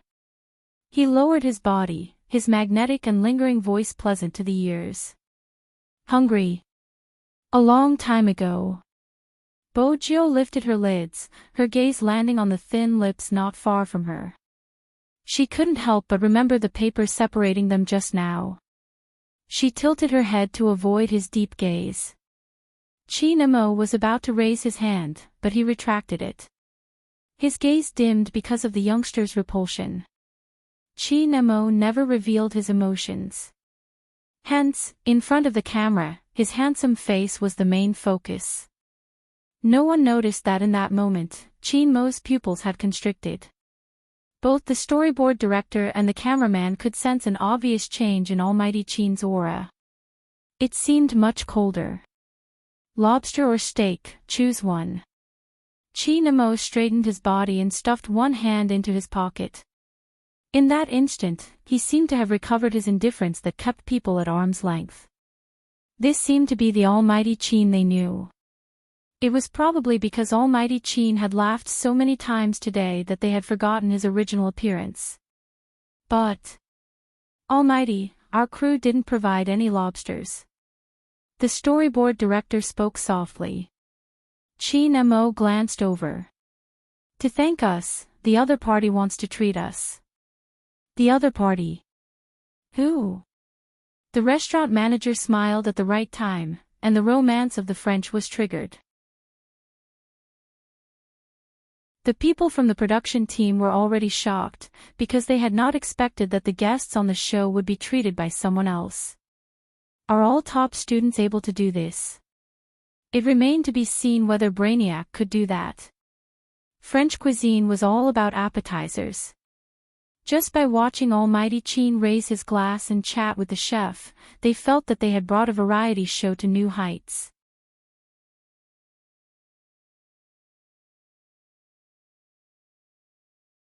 Chapter 7:18. The storyboard director glanced over at Almighty Qin. Since he had been watching them, she didn't dare to be too loud. It's with the main director. The production team won't be broadcasting it, it's just for you. I understand, but how did your main director get a photo of Brother Mo when he was young? Bojo arched a brow. Based on her understanding of the Almighty, such a photo should have been hidden and not shown to anyone. The storyboard director lowered her voice. The main director said that a good friend from the industry had shown it to him, but he didn't want to reveal his friend's name. But based on his description, she should be a beauty. Beauty. Another good friend of the main director. Movie queen, and popped into her mind. She reached out to pat the storyboard director's shoulder. Your production team isn't bad, they have a bright future ahead of them. The storyboard director. What was with the strange feeling of being complimented? Just because they had gotten a photo of Almighty Chin, they had a bright future ahead of them. Big Spade, how dare you say you aren't interested in Almighty Chin? Hurry and get the photo, I'll help you keep an eye on Brother Mo, don't let him come over. The youngster stuffed a hand into her pocket, looking as handsome as ever, smart and sly. The storyboard director went to look for the main director. The main director was still immersed in the ice cream kiss. He turned to the storyboard director with a serious expression. This scene isn't bad, it has the effect of a variety show. We can let them kiss a few more times. The storyboard director. Boss, have you ever seen a variety show with kissing? Where's your integrity? Half a minute later. After explaining the situation, the storyboard director finally retrieved her boss's phone. She walked towards Bojo anxiously. You have to keep this a secret from Almighty Chin. Don't worry. Bojo winked. So handsome. The storyboard director coughed heavily before handing the phone to the youngster. A photo that was obviously taken in secret appeared on the screen. The photo was obviously taken at the Chin family's old mansion. The main character was dressed in a pure white British suit and had delicate features like a doll. He was sitting in the garden in the summer, with a cup of hot tea on the table covered with plants. He was holding a book in his hand. He probably noticed that someone was taking a picture of him in front of him, so he moved the book to the side and looked at the camera as if he was looking at some bacteria. His arrogant dog-like appearance was simply unique in the world. In an instant, it struck her nerves. The rumbling of thunder in the sky was no different from what he was feeling now. This is Almighty. Bojo didn't know how she managed to ask that question. Probably because she had never seen the youngster speak like that. The storyboard director nudged her shoulder. Were you touched by the Almighty's cuteness? It wasn't just cuteness. Bojo took another glance at the photo before turning to look at the Almighty. It was an indescribable feeling. The storyboard director continued, the Almighty's cuteness when he was young would make anyone want to rub his head and kiss his cheeks. Bojo took a moment to recall the incident. That day, her father had suddenly wanted to introduce her to a friend of the same age. That in itself was strange enough. Since she had only been around the keyboard since young, she wasn't good at making friends.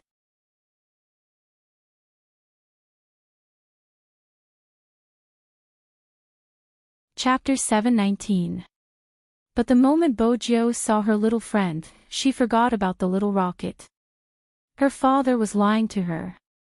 How was he her age? He was a puppy doll. Especially when he spoke, he was very polite. Compared to the doll in front of her, a pet like the little rocket was really boring. Hence, she couldn't control herself and pounced on him the first time they met. But it was obvious that her little friend didn't understand her passion. Instead, he rubbed his forehead, using a cold and noble voice to warn her, get up. At that time, she was really possessed. She felt that her little friend was too cute and couldn't control herself. She kissed his face.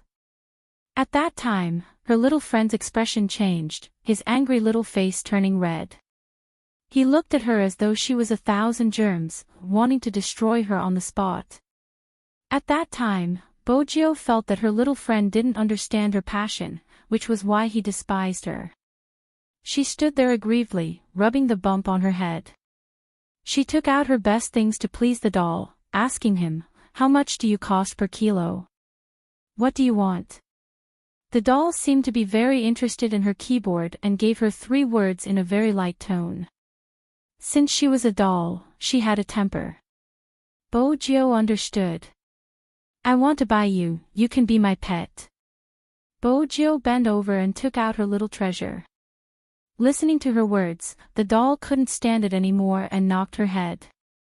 Are you an idiot? You don't buy people by weight. Oh. Bojo was disappointed for a moment. Then I won't give you money, I'll take care of you in the future. The doll's veins popped. I don't need you to take care of me. Don't be shy. She understood the doll's feelings. The doll glared at her for a while. You'd better shut up right now. Fine, you won't let me talk because you're shy. I know, you just ate a lot of chocolate. You like it, right? I'll go steal some more. At that time, Bojo felt that the doll was hard to coax. She couldn't understand his thoughts at all. But since she was prepared to take care of him as a pet, what else could she do? She couldn't control herself, she had to pamper him. Since then, every time she saw a pet, she would press him down, rub him, and kiss him. Her pet was good at everything. It was beautiful, looked good when it ate, and read books that gave her headaches. The number of times it called her an idiot was increasing, but it was still very handsome. It was just that it had a bad temper and was easily shy. It was always embarrassed in front of outsiders. In the past, Bojo had been puzzled. What a good relationship they had. Why was her canine pet always embarrassed? Bojo understood now. If the Almighty knew that he was the one who always pushed him down, the Almighty would probably close his eyes and throw her into the sea to feed the sharks. Seeing that the youngster hadn't spoken for so long, the storyboard director stirred. What are you thinking about? I thought about how I had pushed the Almighty down when he was young. It was best if no one knew about this. She would be happy on her own. An unexpected reunion with his childhood pet.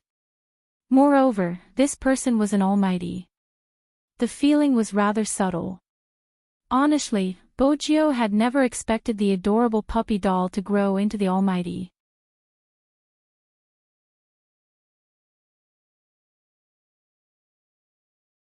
Chapter 720. It was probably because the youngster had turned back too many times with a seductive expression. Chinamo glanced up, the corners of his eyes arching as he walked over. Bojo had never felt guilty in the past, but this time, it was probably because she had pounced on the Almighty often when she was young and had even gone overboard. She couldn't relate her puppy to the Almighty in front of her, hence, her reaction was a little too much. She tossed the phone back to the storyboard director as though it was a hot potato. Seeing the youngster's actions, Chinamo narrowed his deep eyes. What's that? The main director's phone.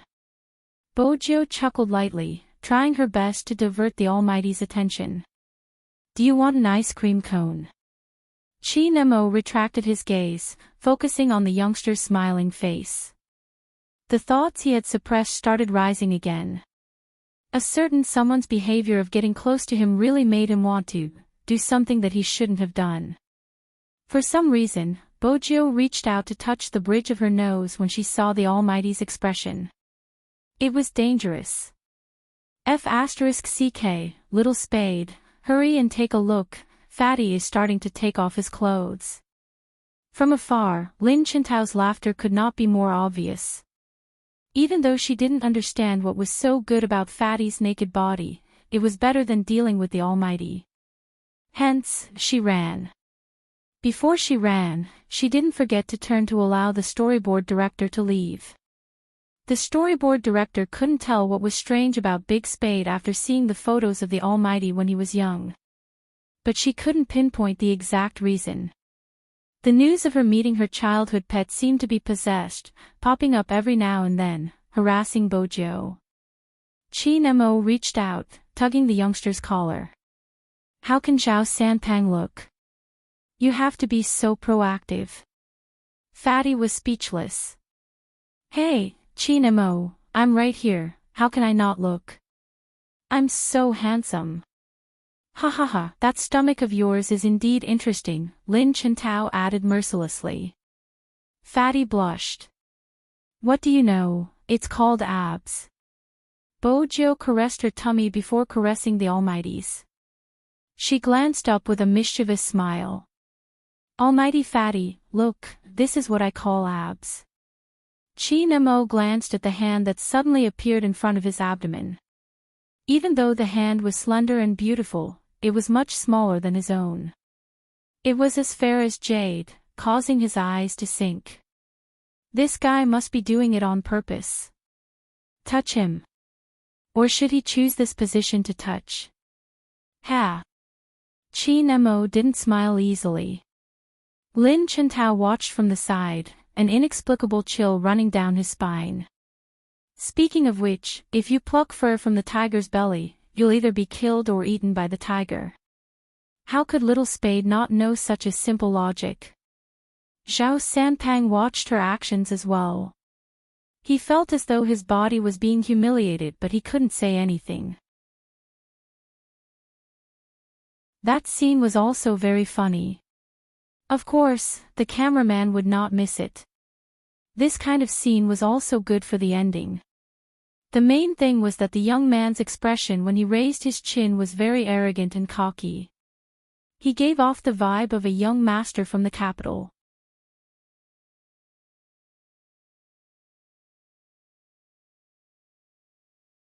Chapter 721. Yet, Chi Nemo asked the youngster in a low voice, "Is it nice to touch?" Bojo was still in a daze as she nodded seriously. It's really nice to touch. Ever since she found out the Almighty was her pet, she didn't have to worry anymore, right? She had pounced on him so many times when she was young. It was only right to touch him. The youngster's eyes narrowed into slits as she smiled. Chi Nemo inched closer to her ear. Ha! Lin Chintao shook his head. Even though he wasn't sure why, he felt as though little Spade was doomed. But a certain someone was behaving like the young master of a rich family, smiling at Chi Nemo, smiling at the tiger. How could the tiger tolerate you? Little Spade, did you lose your intelligence? Next is the last mission. The filming crew watched as the sky darkened. Let's have a swimming competition. Lin Chintao had already accepted it. As long as it wasn't gay content, he could accept it. Besides, he had already tried the terrifying death chamber. What else was there to be afraid of? He wasn't the one swimming, his captain was around. The storyboard director hesitated. Should Big Spade or Almighty Chin be the one to reveal herself? The latter was hopeless. After all, Almighty Chin was a formidable existence. She couldn't afford to offend him. She could only turn her head and look at the youth. Bojo replied, "I'm afraid of water and can't swim, not even with a life buoy, I'll faint." With that, Chi Nemo glanced at the youngster. Even though he hadn't gotten all the information. But Chi Nemo still knew the basics. Young Master Fu was indeed a good-for-nothing. But he had his own strengths, such as swimming. Chi Nemo's gaze deepened, his gaze sweeping past the youngster's face. Bojo allowed the Almighty to scrutinize her without a change in expression. In the end, she sighed. Besides, I'm injured. What kind of injury? Chi Nemo arched a brow. Bojo lifted her black t-shirt, biting down on her lips. Red mark, do you see it? Chi Nemo's gaze landed on the inch of fair skin. From his angle, the youngster's flat and fair abdomen was obvious. Even his belly button seemed to be different from others. It was small and white. Not to mention the curve on both sides, which was enough to make people go crazy. He did not see any red marks. All he could see was that the guy in front of him was really asking for a beating. Chi Nemo reached out and pressed the youngster's shirt back to its original position. Right now, he only had two thoughts. First, he would never let the youngster undress in front of so many people, especially in front of the camera. Second, at night, he would let a certain someone touch him all over. Bojo couldn't understand why her puppy was glaring at her so fiercely. To think that she had predicted that there would be a swimming segment, so she had done something to her body just to avoid such a situation. Ah, right, she forgot that the current dog-type pet still had the aloofness of the Almighty. Bojo smiled mischievously. He turned towards the storyboard director. I'll swim for our team.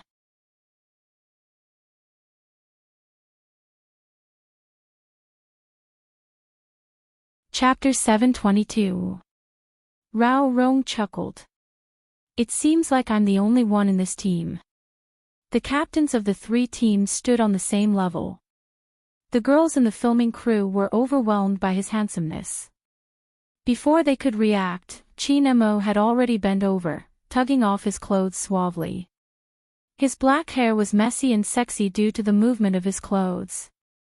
The lines on his body were perfect, especially the lines on his abdomen, which were clear and defined. Bojo watched the Almighty, reminded of the puppy she had had in her childhood. Back then, his hair had been just like that, soft to the touch. The moment Chin Mo moved, a sharp intake of breath could be heard from the surroundings. Both the storyboard director and the main director were overwhelmed with excitement.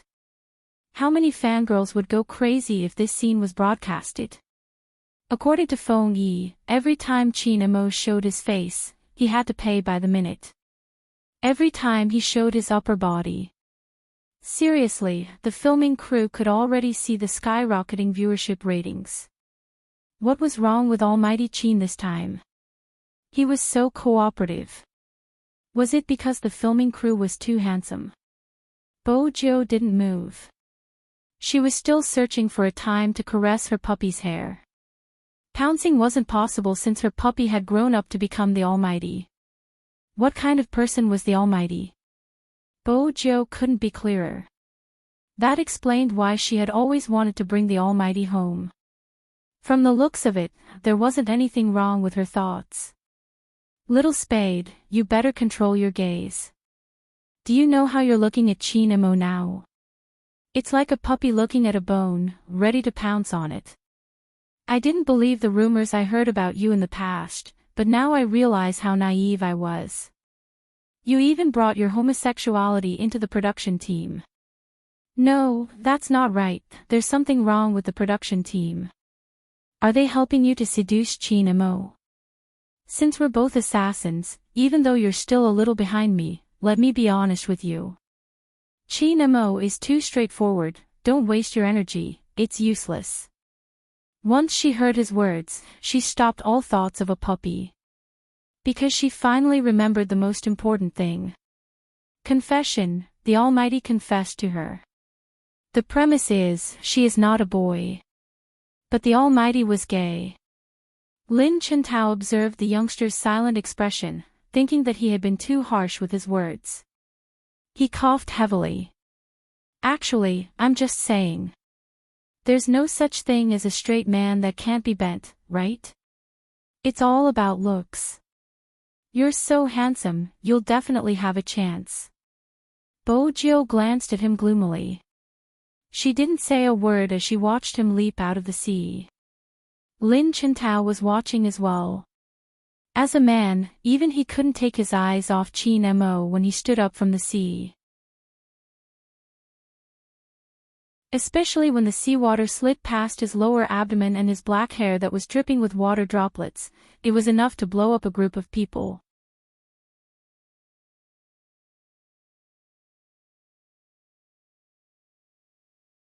Chapter 723.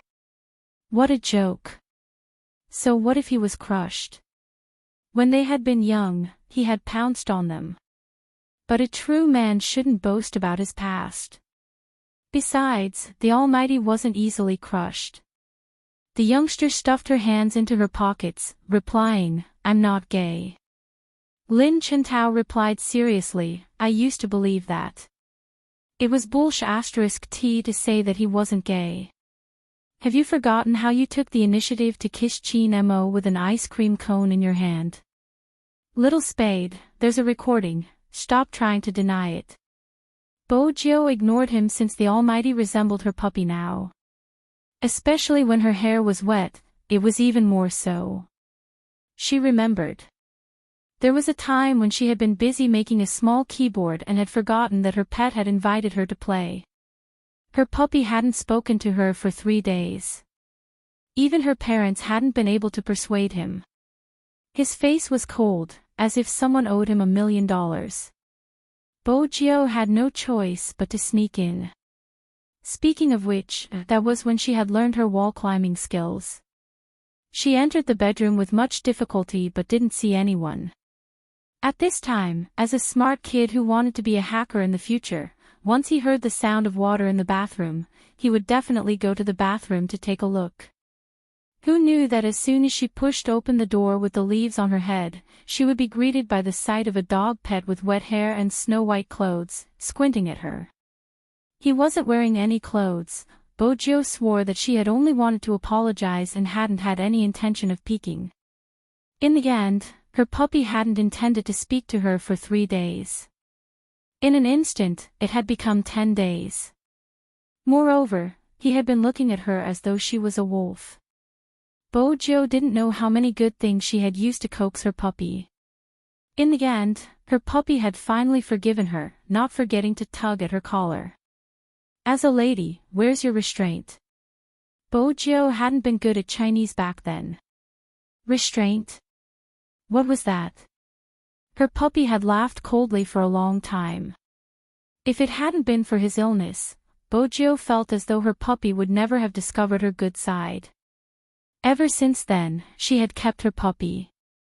At that time, the two of them always leaned against each other to play games, and they cleared Super Mario. Of course, what he remembered the most was being forced to learn Mandarin by his pet. However, at that time, the Almighty didn't seem to hate girls that much. Why was he different now that he had grown up? Was it because he was cuter when he was younger? Very liked by the Almighty. Classmate Joe always had an obsessive self-confidence. Obviously, he had overlooked this point. No matter who it was, he would always be pounced on by a girl when he was young. They wouldn't think that the other party was cute.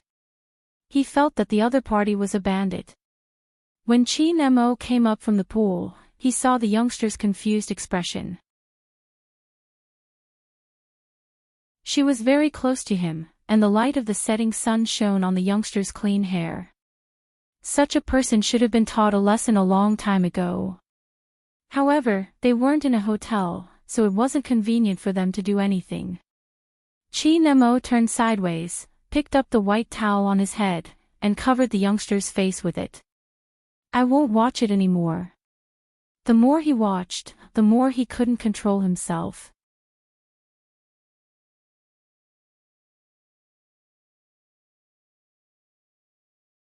Chapter 724. Bojo removed the towel from her face, arching a brow. You're filming even when you're resting in the hotel. Little Spade, don't you watch variety shows? Lin Chintao was shocked by her question. What era was she living in to ask such a question? Bojo lowered her lids, tugging her collar. I don't. Then what do you usually watch? As a variety lover, Lin Chintao couldn't understand someone who didn't watch variety shows. Before Bojo could reply, Chi Nemo walked over, his voice faint. Chi Nemo walked over, his voice faint. Overbearing CEO, fall in love with me. MH? Lin Chintao's face was filled with question marks. Chi Mo's smooth chin was still wet, his black hair still wet. He usually watches these types, such as Sweet Little Wife or Keeping Any Sports Prince Charming. Bojo, why did the Almighty have to remember her dark history so clearly? Lin Chintao glanced at the youngster's expression, patting her shoulder in a brotherly manner. It's true, the books you read reveal your true nature. The novels had been found from the bookshelf in Fujio's room. It wasn't convenient for Bojo to say they weren't hers, hence, she smiled suavely. I bought them for girls when I was chasing them. Chasing girls. Chin Mo paused in the act of putting on his clothes. His fingers paused for a moment before he started buttoning his white shirt slowly. His eyes were heavy and cold. Lin Chintao was still conversing with the youngster. Don't insult my intelligence, who would give such books to a girl? Bo Jiao replied lazily, me, before boarding the bus. She didn't seem to care if Lin Chintao believed her or not. Lin Chintao continued to educate the youngster. For variety shows, the best part is before and after bedtime. Don't think that you're really resting, there will still be cameras. As a hacker, she had to change her bad habit of hacking the cameras. Bo Jiao listened to Lin Chintao, reminding herself to control her instincts. Fortunately, there was some good news. She was finally able to give her phone to everyone. The days without the internet were tough for esports players. The moment Zhao Sanpang received his phone, he kissed the white phone. It must have been hard on you without daddy to take care of you. The production crew, Fat Tai, come and take a look. We posted on Weibo and some fans guessed that we're recording a show. Lin Chintao looked at the number of reposts on his official Weibo and stroked his chin. I feel like I'm going to be famous. Zhao Sanpang pointed at one of them and said, look, someone is praising me for being handsome. The eyes of the masses were indeed sharp. None of you can. Almighty Fatty, you should see his nickname first. The youngster swept a glance at the screen and reminded Zhao Sanpang, who was already a little dizzy, with a lazy voice. Zhao Sanpang chuckled. Nickname. What's so good about nicknames? The point is. Holy shit, what's the meaning of this? Who named them? His eyes were blind. Do you have any culture? I think he's quite cultured, ha ha ha. Lin Chintao laughed so hard he almost died in a car accident. Little did he know that at this moment, Almighty Shao, who had never spoken, suddenly said, who are you sleeping with tonight? The person she was asking was Chin Mo.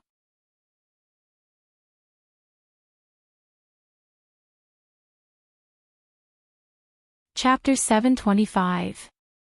All of a sudden. The voices on the commercial bus quieted down. Everyone turned towards Almighty Shao. The production crew suddenly remembered that a long time ago, everyone had been hyping up Xiao Mo's relationship with Xiao Mo. After all, Chin Mo was the only one who could catch Almighty Zhao's attention. Zhao Sanpang coughed heavily. Captain, you mean, the question on Weibo. Almighty Shao had said a few more words. Zhao Sanpang heaved a sigh of relief. He had been afraid his captain would snatch Chin Mo from Little Spade. He seems to be asking for you to sleep with me. I'm fine with it, but what do you think? Everyone was shocked to hear Almighty Shao say so many words at once. From his tone, the two of them couldn't have been together in the past. Chin Mo remained silent, reaching out to tug the youngster's collar. It was obvious he wanted to sleep with her. Zhao Sanpang was worried his captain would be upset, hence, he consoled, it's fine, Captain, I can accompany you tonight. It's fine. 2 words, a completely different attitude. Let's drink tonight. Almighty Shao glanced over, his words clearly directed at Chin Mo, all right. The two of them went back and forth. They acted as though there was no one else around. Lin Chintao turned decisively, lowering his voice. Little Spade, your love rival has appeared. Almighty Shao isn't easy to deal with, do you have any countermeasures? Does throwing you out count? Bo Jiao arched a brow. Ever since the Almighty had asked them to sleep together, Bo Jiao had felt the need to communicate with the filming crew. Sleep separately. The storyboard director's voice was a little loud. Even Chin Mo, who had his eyes shut, glanced over. Bo Jiao shot the storyboard director a look. Cough. The storyboard director lowered her voice further. No, it will be more interesting with 2 people in a room. Don't worry, we are professionals, it won't be a problem. Bojo wanted to say that wasn't what she was worried about, but before she could continue, they had reached the hotel. It was probably because of the Weibo post. The fans living in Lin City had now gathered together and appeared at the entrance of the hotel. Everyone looked very excited. Zhao Sanpang took out a small mirror and a large black mirror from his pocket. He looked at himself and turned to ask Bojo, "Am I super handsome now?" "Special. But you're a big man, why the hell would you carry a small mirror with you?" In fact, he was really handsome.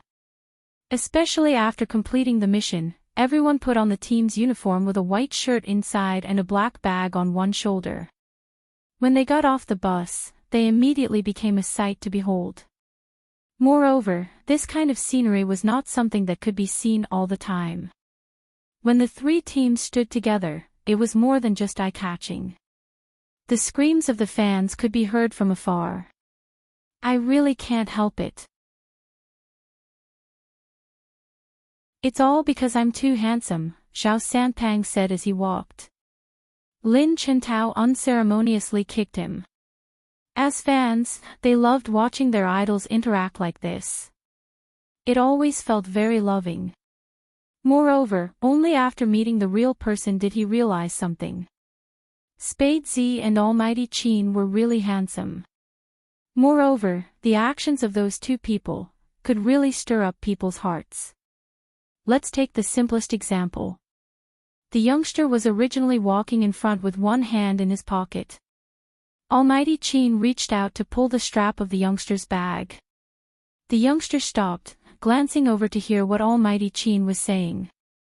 Almighty Qin looked at the youngster, his lips curving into a smile.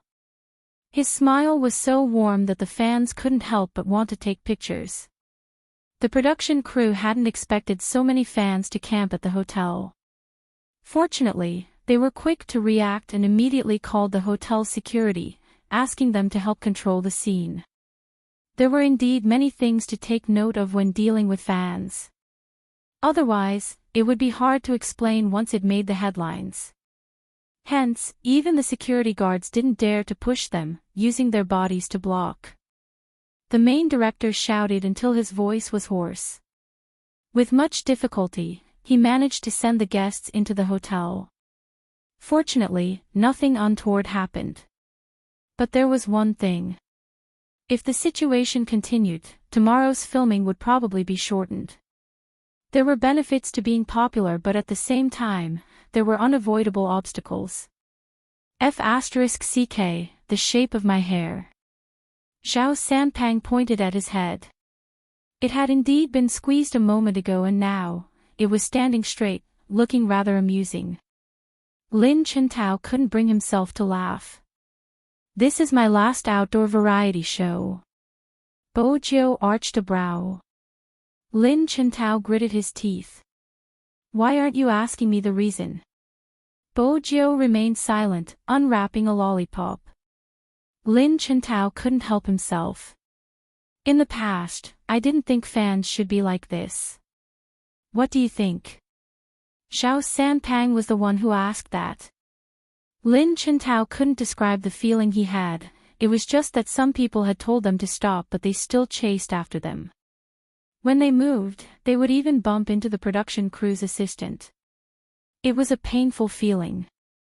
Zhao Sanpang felt the need to console the youngster in the alliance group. "Little Lin, pitiful, let me tell you, this isn't much. Look at how little Spade was splashed with cola by the fans, didn't he say anything?" The moment he finished his sentence. In an instant, the surrounding temperature dropped by a few degrees. Bojo hadn't expected her almighty fatty to bring this up. She froze in the middle of her lollipop, turning towards Qin Mo who was standing beside her. "When?" His cold and deep voice seemed to be able to send chills down one's spine. When Qin Mo's eyes weren't smiling, he gave off a devilish coldness. Zhao Sanpang swallowed hard. What, when? The fan splashed cola on me. Qin Mo's aura changed visibly. Zhao Sanpang understood what he meant. Don't you know? It was at the start of the competition. Since Little Spade became the vice-captain of Supreme Alliance, so, that wasn't a fan. Bojiu interrupted Zhao Sanpang, her eyes fixed on Qin Mo. She knew the bottom line of a puppy. Qin Mo watched the youngster with a deep gaze. It was an oppressive aura.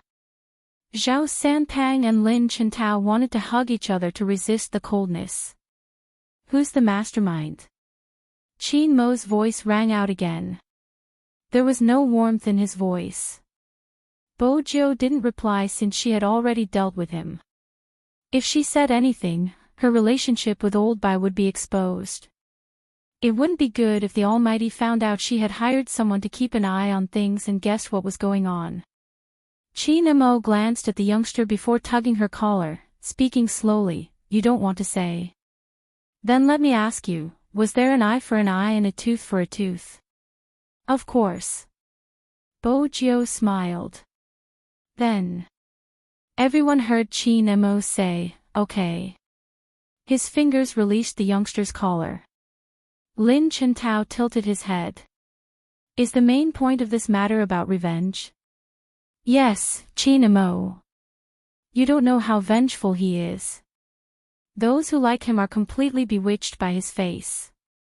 Think about it, when he was playing with us, didn't he always dig holes for us? Zhao Sanpang wouldn't let go of any chance to defame Qin Mo. It was important to maintain the image of a nemesis. Lin Chintao held his hand. I think you're right. You have good taste. How are you feeling now? A second ago, they had been kicking each other, but now, they seemed to have found each other's soulmates. They were extremely concerned for each other. Lin Chintao replied honestly, compared to Little Spade, my fans seem especially adorable. Bojiu glanced at them before glancing at Brother Mo's erect back. She gave each of them a kick, preparing to start the fight. Zhao Sanpang hadn't expected himself to lose to Qin Mo, but to lose to Little Spade as well. This was an insult to his handsomeness. Don't come over, if you come any closer, I'll tell others that you molested me. Zhao Sanpang hid behind the sofa, pointing at her. Lin Chintao was hiding as well. When he heard her words, he exploded. Fatty, can you be more shameless? No one will believe such an excuse. No, Captain, don't go, save me, it's too disadvantageous for the two of us to fight. With your help, Little Spade will definitely lose. Rao Rong chuckled, lifting his legs to leave. His words were even more shameless to him. But when he turned the corner, he turned back to glance at the silver-haired youngster. It seemed like Qin Mo really cared about Spade Z. It wasn't his style to care for someone so much. After all, that man. He had never had any feelings. Time trickled by. After Bojiu was done with the two of them, she pondered for a moment before heading to the room to look for the Almighty. That was how humans were. They didn't want to destroy the beautiful memories of their childhood. Bojiu wasn't an exception. Ever since she found out that the Almighty was her pet, she had to coax him. Bojiu felt the need to coax him. Even though the Almighty had changed so much. There was definitely an awkward little button in his heart. Bojiu understood. When she pushed the door open, she heard Qin Mo on the phone. His tone was calm as he said, "Go and investigate." Bojiu paused for a moment before allowing the cameraman to follow her in. Qin Mo had just hung up and glanced up at her. "Come over." Bojiu felt as though her pet was giving her a way out. She broke into a devilish smile. Unbeknownst to her, she had become more obedient in front of the camera. "I'm going down for a drink, you can reflect on yourself in the room." Qin Mo pinched the youngster's face, his gaze softening. "Once you've thought it through, send me a WeChat message, understand?" Bojo regretted that she couldn't be like when she had been younger, pouncing on him and coaxing him. She still had to reflect on herself. She would send the Almighty a message after playing a few games. Shauda, that person, obviously harbored ill intentions towards her pet dog. The Almighty was really slow in this aspect. Wasn't he gay?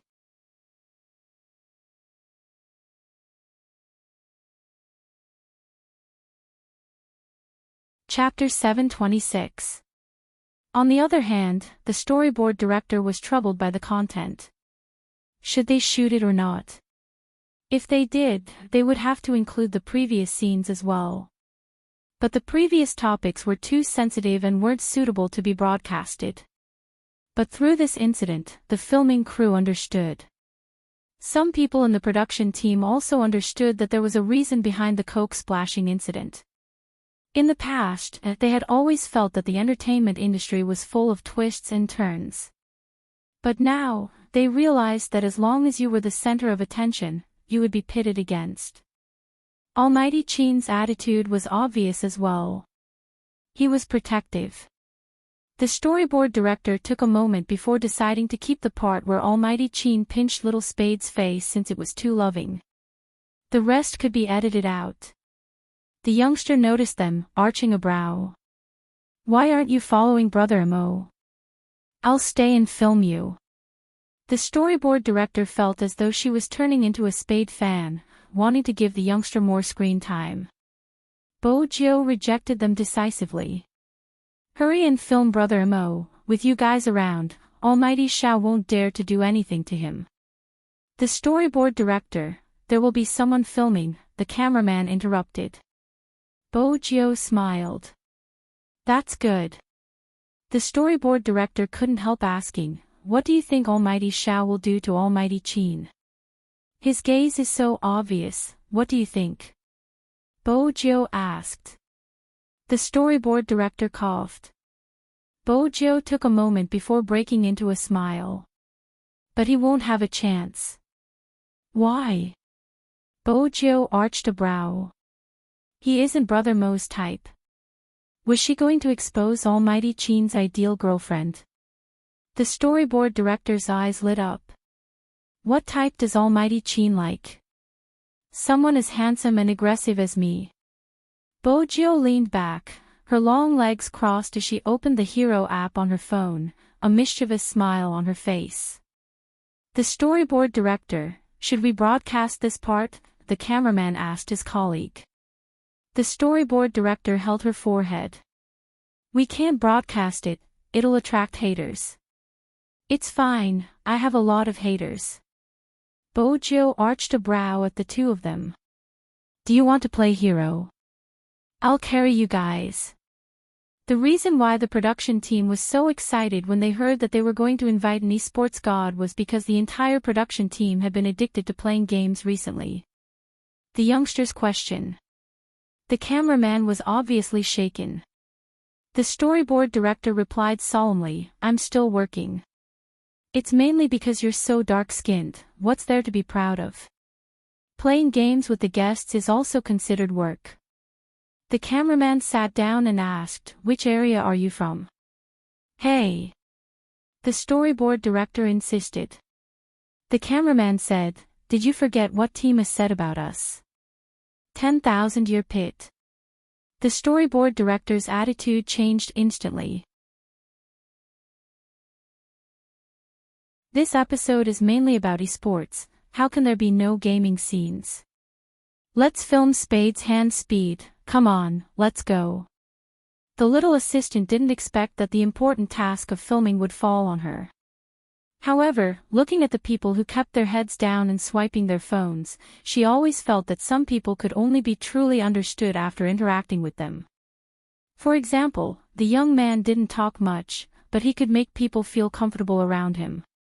It was completely unexpected. Even Almighty Chin was the same.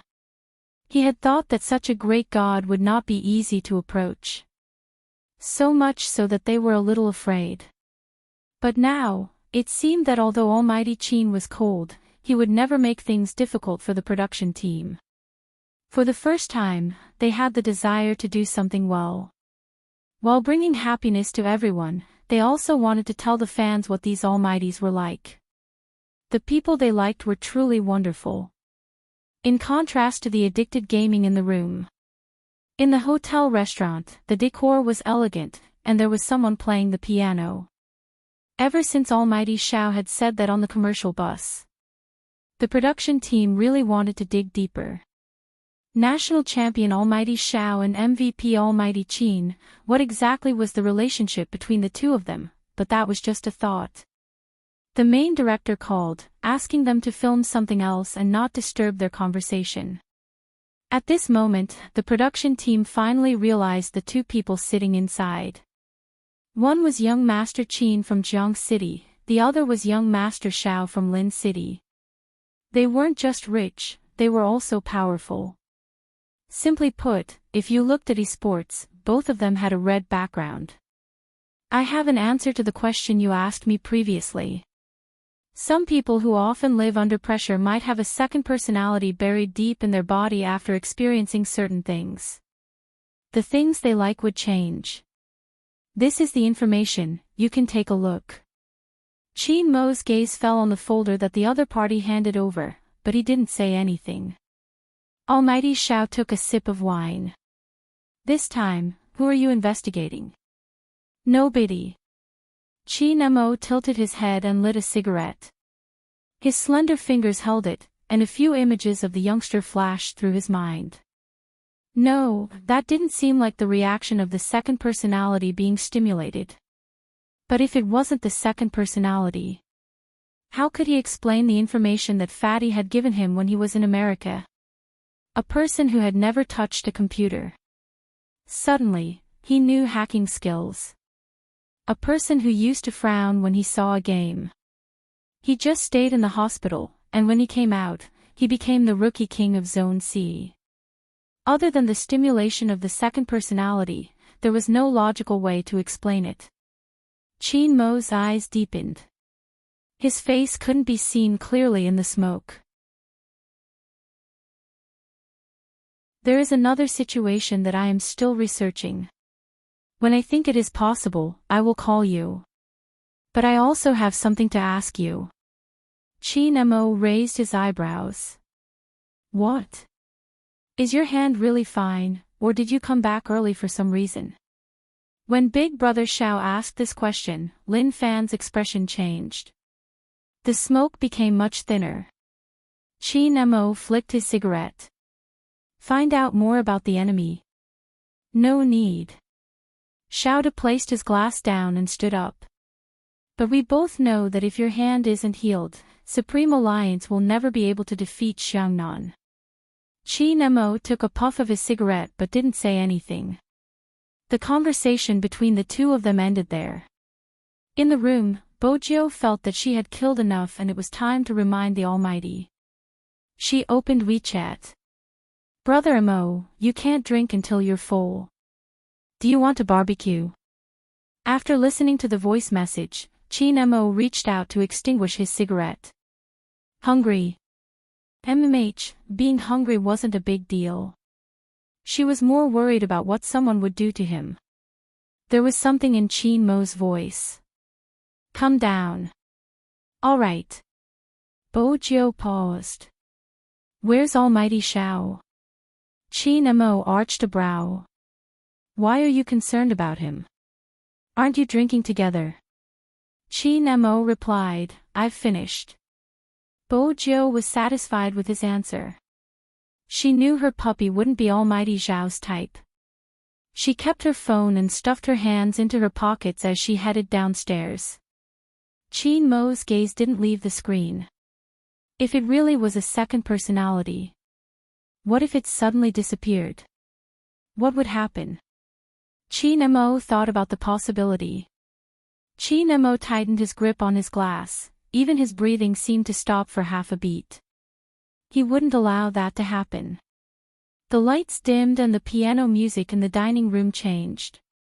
The moment Bojiu came down, she saw that the cameraman hadn't followed them in. He was standing there. Did that mean that the Almighty and Almighty Shao had been alone? She arched a brow and walked forward.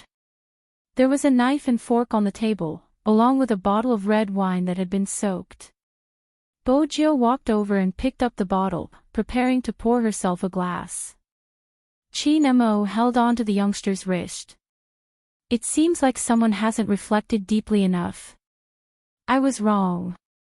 The 3 words were insincere. That attitude. Qin Mo glanced at her and pushed the steak over. Finish this and head upstairs to sleep. Bojiu was really hungry. She ate the meat and didn't forget to ask about the enemy. What did you and Almighty Shao talk about? Qin Mo glanced at the youngster's side profile, his voice slow. It's about a second personality. After some people suffer psychological trauma, they would become completely different from before. Even some of their preferences would change. The intelligent Bojiu wouldn't assume that the Almighty was telling her a story. But she wouldn't fall into his trap. If she did, it would be equivalent to admitting that there was something wrong with her. She continued to eat the beef, her lips lifting. It sounds interesting. I thought you would talk about gaming, but it's about psychology. The world of a bookworm is always so profound. The formation of a second personality will affect a person to a certain extent. Qin Mo removed the wine glass but didn't end the topic. Instead, he glanced at Bojiu with a deep gaze. For example, what you were good at in the past would become good at in the future. What you weren't good at in the past would be stimulated by certain things. It wouldn't be interesting because the second personality isn't the main personality. Is it interesting to have information?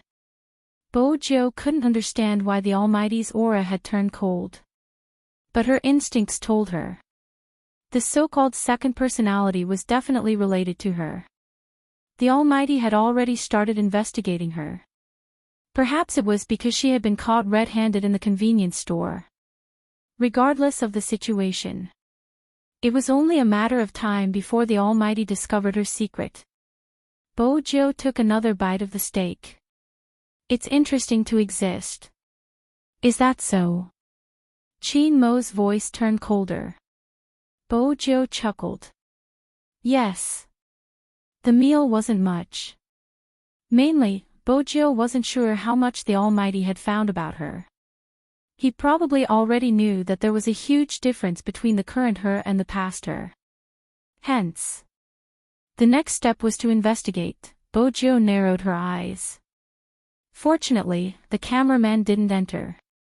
Just as Bojiu was about to ask the storyboard director to arrange another room for her, Qin Mo pulled her into the bedroom.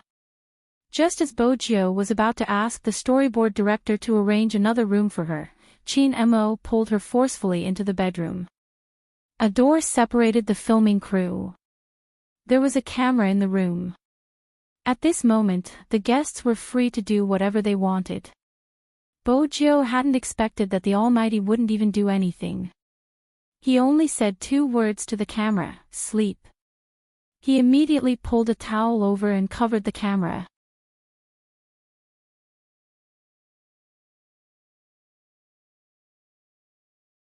Chapter 727. In front of the screen, the main director almost choked on the tea in his mouth when he saw this scene. He picked up the walkie-talkie and said, "What time is it?" "He's already asleep. Get him to take the towel away and take more bedtime shots."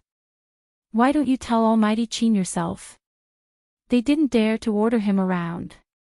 The director coughed heavily, shifting the topic. You guys must be tired after a day of filming, go to bed early." The assistant and cameraman glanced up silently, understanding. As expected, they weren't the only ones afraid of Almighty Qin, the director was the same. The only one who wasn't afraid of Almighty Qin was Big Spade, who slept with him. Actually, when Bojiu saw his actions, she was momentarily at a loss. But she quickly whistled.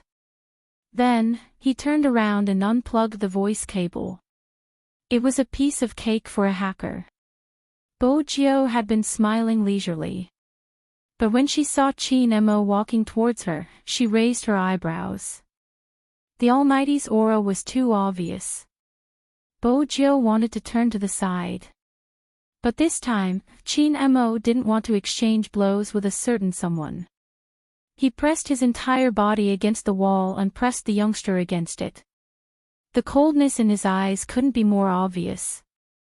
That gaze, Bojio had only seen it when she had fought against Chin Mo in her previous life. There wasn't any warmth. It was as though he was catching a criminal. It seemed that he had really been angered by her this time. Or perhaps he knew something. Bojio arched a brow. After finding out that the Almighty was her pet, she couldn't imagine how she could become his enemy. But Bojio understood. The two of them were bound to become rivals. The Key Case Investigation Unit had never stopped investigating her. Because she was reborn, she had a lot of natural advantages. Even the environment around her was helping her to cover up. Even if it was the Almighty, he wouldn't look at her with suspicion. But this was just temporary. One day, the Almighty would find out who she was. Let's not talk about the girl first. She couldn't stop touching the computer. She had something she had to do. The two of them were on opposite sides from the very beginning. You don't think it's important for a person to disappear? Bojio felt the pressure on her wrist increase. He knew that the other party's emotions weren't right. Bojio heaved a long sigh. Brother Mo, that's not what I meant. I just feel that if the second personality is formed, it wouldn't disappear for no reason. If the second personality is stronger than the first, it would be able to take over the peak. But regardless of which personality it is, once it appears, it would be remembered. Besides, since the second personality has appeared, it wouldn't be willing to disappear. Chin Mo's deep gaze seemed to be scrutinizing her. In that case, if it were you, you wouldn't bear to disappear either. Of course. Bojio knew it was an abstract question, but to be fair, she didn't want to disappear. At the very least, she wanted to win the National League. She enjoyed her current state. Chin Mo lowered his lids and looked at the youngster in front of him. His aura seemed to be returning to normal. When Bojio saw the coldness in his eyes disappear, she heaved a sigh of relief. However, he threw her onto the large bed at the side. While the teenager's eyes were wide open, Chin Mo had already returned to his cold and aloof self. He reached out to tug his collar open and bent down, causing Bojio to pause. Her wrists were pressed down and the possibility of her escaping was slim. Bojio glanced sideways at the godly face. Brother Mo, MMH. What is it?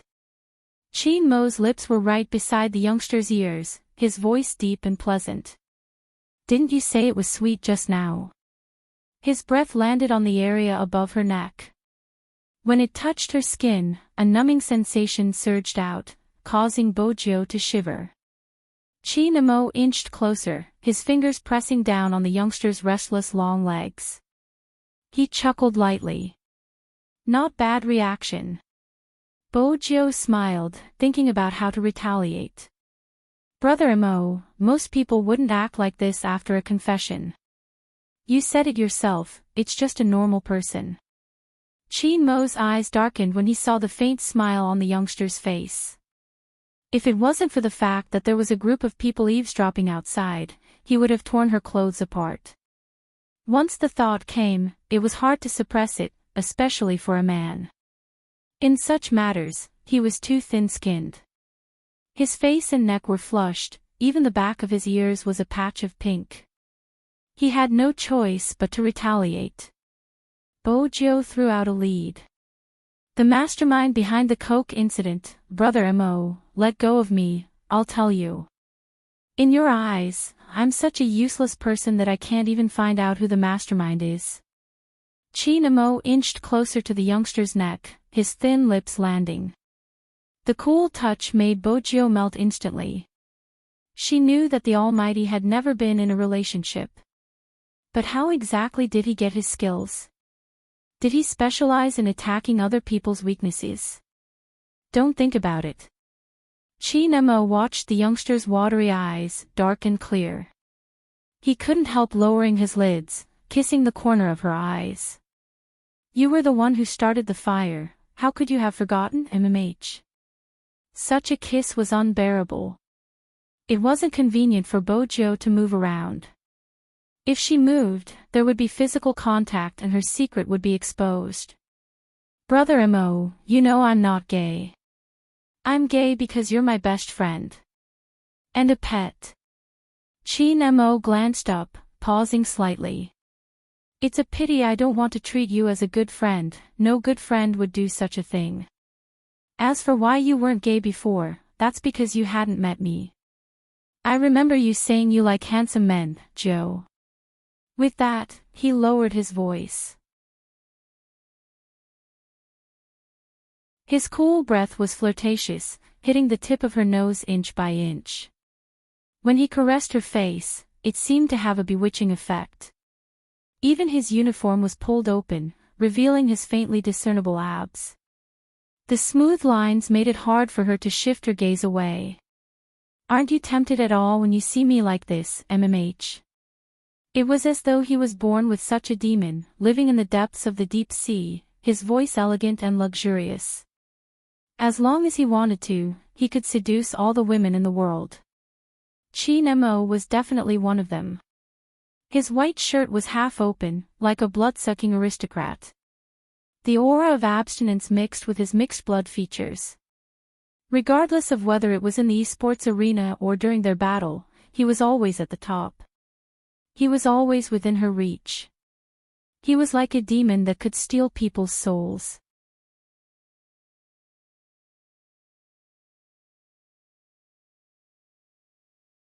Chapter 728. Before Bojo could pull herself away, she was pulled into the pleasure.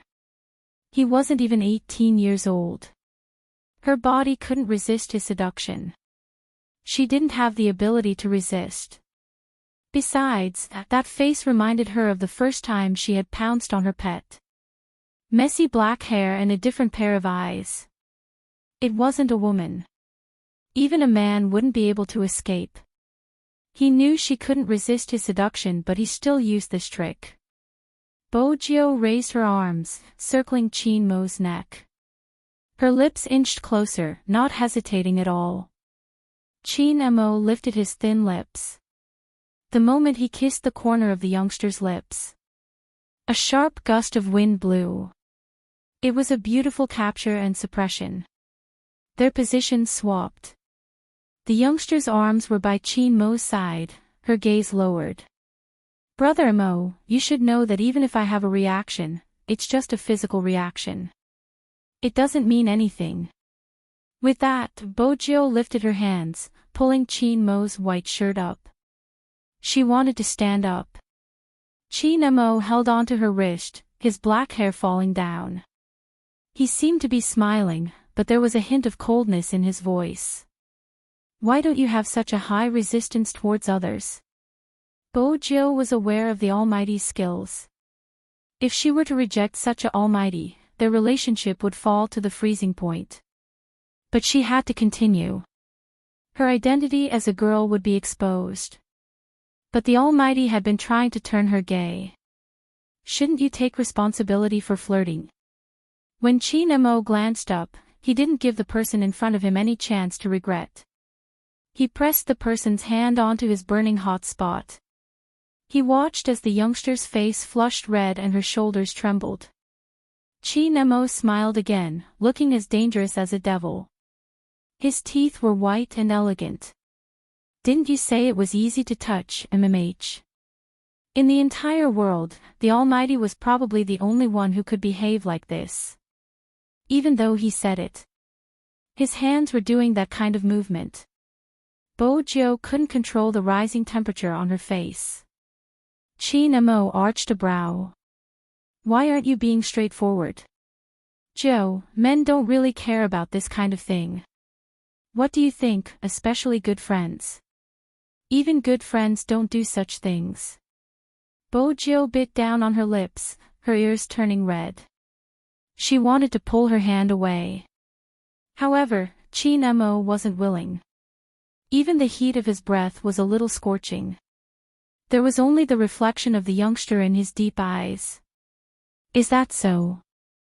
It was a word that was not in his consciousness at all.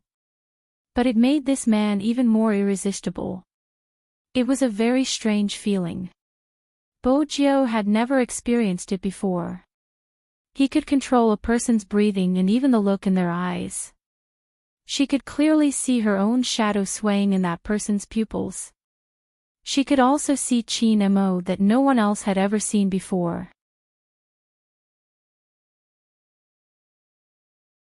That handsome face that could move one's heart was dyed with asterisk at this moment, and when his black bangs hung down, it was even more sexy that it was difficult to pull away. Apart from the sounds that made people blush, there was also this person's aura and that scorching sensation. Bojo felt her palms burning hot. When he came back to his senses, he saw a pair of extremely black eyes. Your skills aren't that good. Chin Mo lifted the corner of his lips. You don't look like the legendary little prince of the nightclub. The only person who could dig up her dark history at this moment was the Almighty. Bojo wanted to avoid that person's aura. But she realized that the sandalwood scent could spread. She glanced over. You're just a nightclub nouveau riche. Chin Mo paused. He couldn't help but laugh, a certain part of him becoming more energetic. Do your job properly. Brother Mo, do you confess like this to everyone you meet? Bojo was a lady after all. She couldn't handle it, her face turning redder. Chin Mo leaned towards the youngster's ear, his gaze as dark as the night. He said something that didn't seem like something he would say. Only you. Because I want you too much, I want to lock you up and do whatever I want to you. I want to hear your hoarse voice begging for mercy, or perhaps, like now. Bojo trembled when she felt the boiling heat. Her thin lips were kissed. Her breath seemed to have been snatched away. Her mind was blank. Her heartbeat was so loud it made her tremble. Bojo could feel the numbness rising from her tailbone. She felt like she had lost all her strength. It seems like you don't dislike me. That magnetic smile, accompanied by the kiss, brushed past her ear. There was also the lingering scent of musk and the steaming breath. Even the hand that was pressing down on her wrist began to move downwards.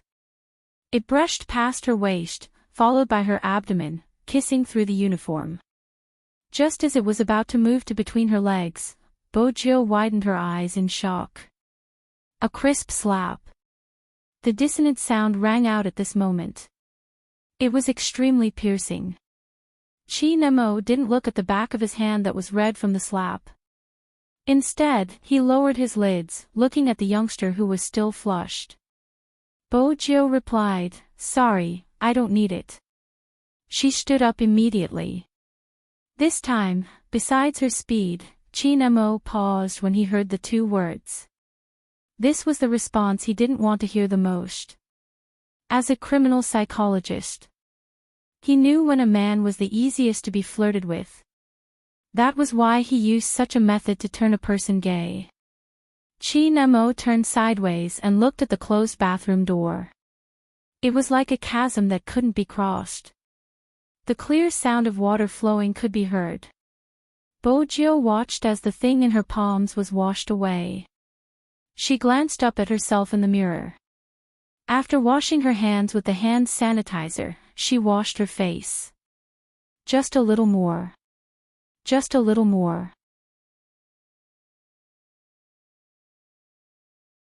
The Almighty. Bojo pressed her head against the mirror, catching him off guard. If she had gone any further, her secret would have been exposed. Her thoughts were in a mess. Bojo knew very well that no one could make her do this. It was really messed up. But the Almighty thought she was a blue child. He even took the initiative to flirt with her. Bojo narrowed her eyes. This couldn't go on. She had to think of a way to turn him back. She had to turn him back. Bojo rubbed her brows, glancing at the cigarette and fire that the Almighty had placed in the bathroom. She pulled it out and lit one for herself. It was a handsome pose, the silver strands of hair falling down, contrasting with the smoke. Chin-mo thought the youngster wouldn't be able to accept what had just happened and would hide in the bathroom. When he pushed the door open, he realized he was wrong. From his face, he didn't seem to be bothered by what had just happened. This was something Chin-mo had been interested in previously. But now, his heart seemed to be pierced by something. The media that said he was cold-blooded should take a look at him. He was good to you, but he wasn't affected by you. Chin-mo didn't walk over. How long do you intend to stay here? Bojo averted her gaze, muttering, you have to give me some time to smoke after the deed. Chin-mo's chest was starting to hurt. When he heard those 3 words, it was really. He glanced at the youngster who didn't play by the rules. I'm the one who should smoke after the deed, not you. Bojo didn't reply, thinking that she would get back at him sooner or later, if she had the time. Chin-mo pulled her out. Explain to me, you're just a high school student, how did you know about the word, after the deed? Aren't I a little nouveau riche from the nightclub? Bojo didn't like to smoke, but she did have one thing in mind. Brother Mo, don't do something like this again. Chin-mo's fingers paused, the light in his eyes dimming. Then, he tilted his head and lit a cigarette. His actions were completely different from hers. It was just that there was not the slightest bit of smoke or fire aura around him. He was very cold. He wasn't talking. At this moment, someone knocked on the door. It was Lin Chintao's voice. Hey, is little Spade asleep? Do you want to have another round? Bojo was glad that someone had come to break the ice. But she didn't want anyone to see the Almighty like this. She opened the door and was about to agree, but when she turned around, her gaze fell on that red streak. She turned around to ask Lin Chintao about other matters. Lin Chintao asked, what do you want this for? I was selling coconuts at noon. My knee is injured. I need to apply some. Lin Chintao shook his head. Soft skin and tender flesh. In reality, ever since Bojo had left, Chin-mo's mood had changed. The air in the room seemed to have been sucked out. Chin-mo reached out and buttoned his shirt back, one button at a time. But the longer he did, the colder his gaze became. It was so heavy that he looked as though he had been abandoned. What a ridiculous description. No one would have thought that Almighty Chin, who was adored by millions of fans, would be abandoned and rejected by someone. When he raised his head, there was no trace of emotion on his face. But the back of his hand was burning. He glanced over, realizing it was red. But the feeling didn't matter to Chin-mo. Because of the youngster's words. Brother Mo, don't do what you did today again. Chin-mo knew that the fact that she could say such words so calmly meant that she really didn't like him. Perhaps, she was against it. Chin-mo's fingers tightened. His black hair fluttered in the wind, making it hard to see his expression. The night sky outside the hotel was dark. It was so dark that no one knew what was happening. Vaguely, she could hear a very pleasant bass voice, "You're tuning into the LoveLore Library YouTube channel. We're so grateful for your support and don't forget to subscribe to join us on this incredible journey through captivating stories. Your generosity through donations truly makes a world of difference, as it's the primary source of revenue that allows me to expand and enhance this channel for you. Thank you from the bottom of my heart for being a part of this adventure.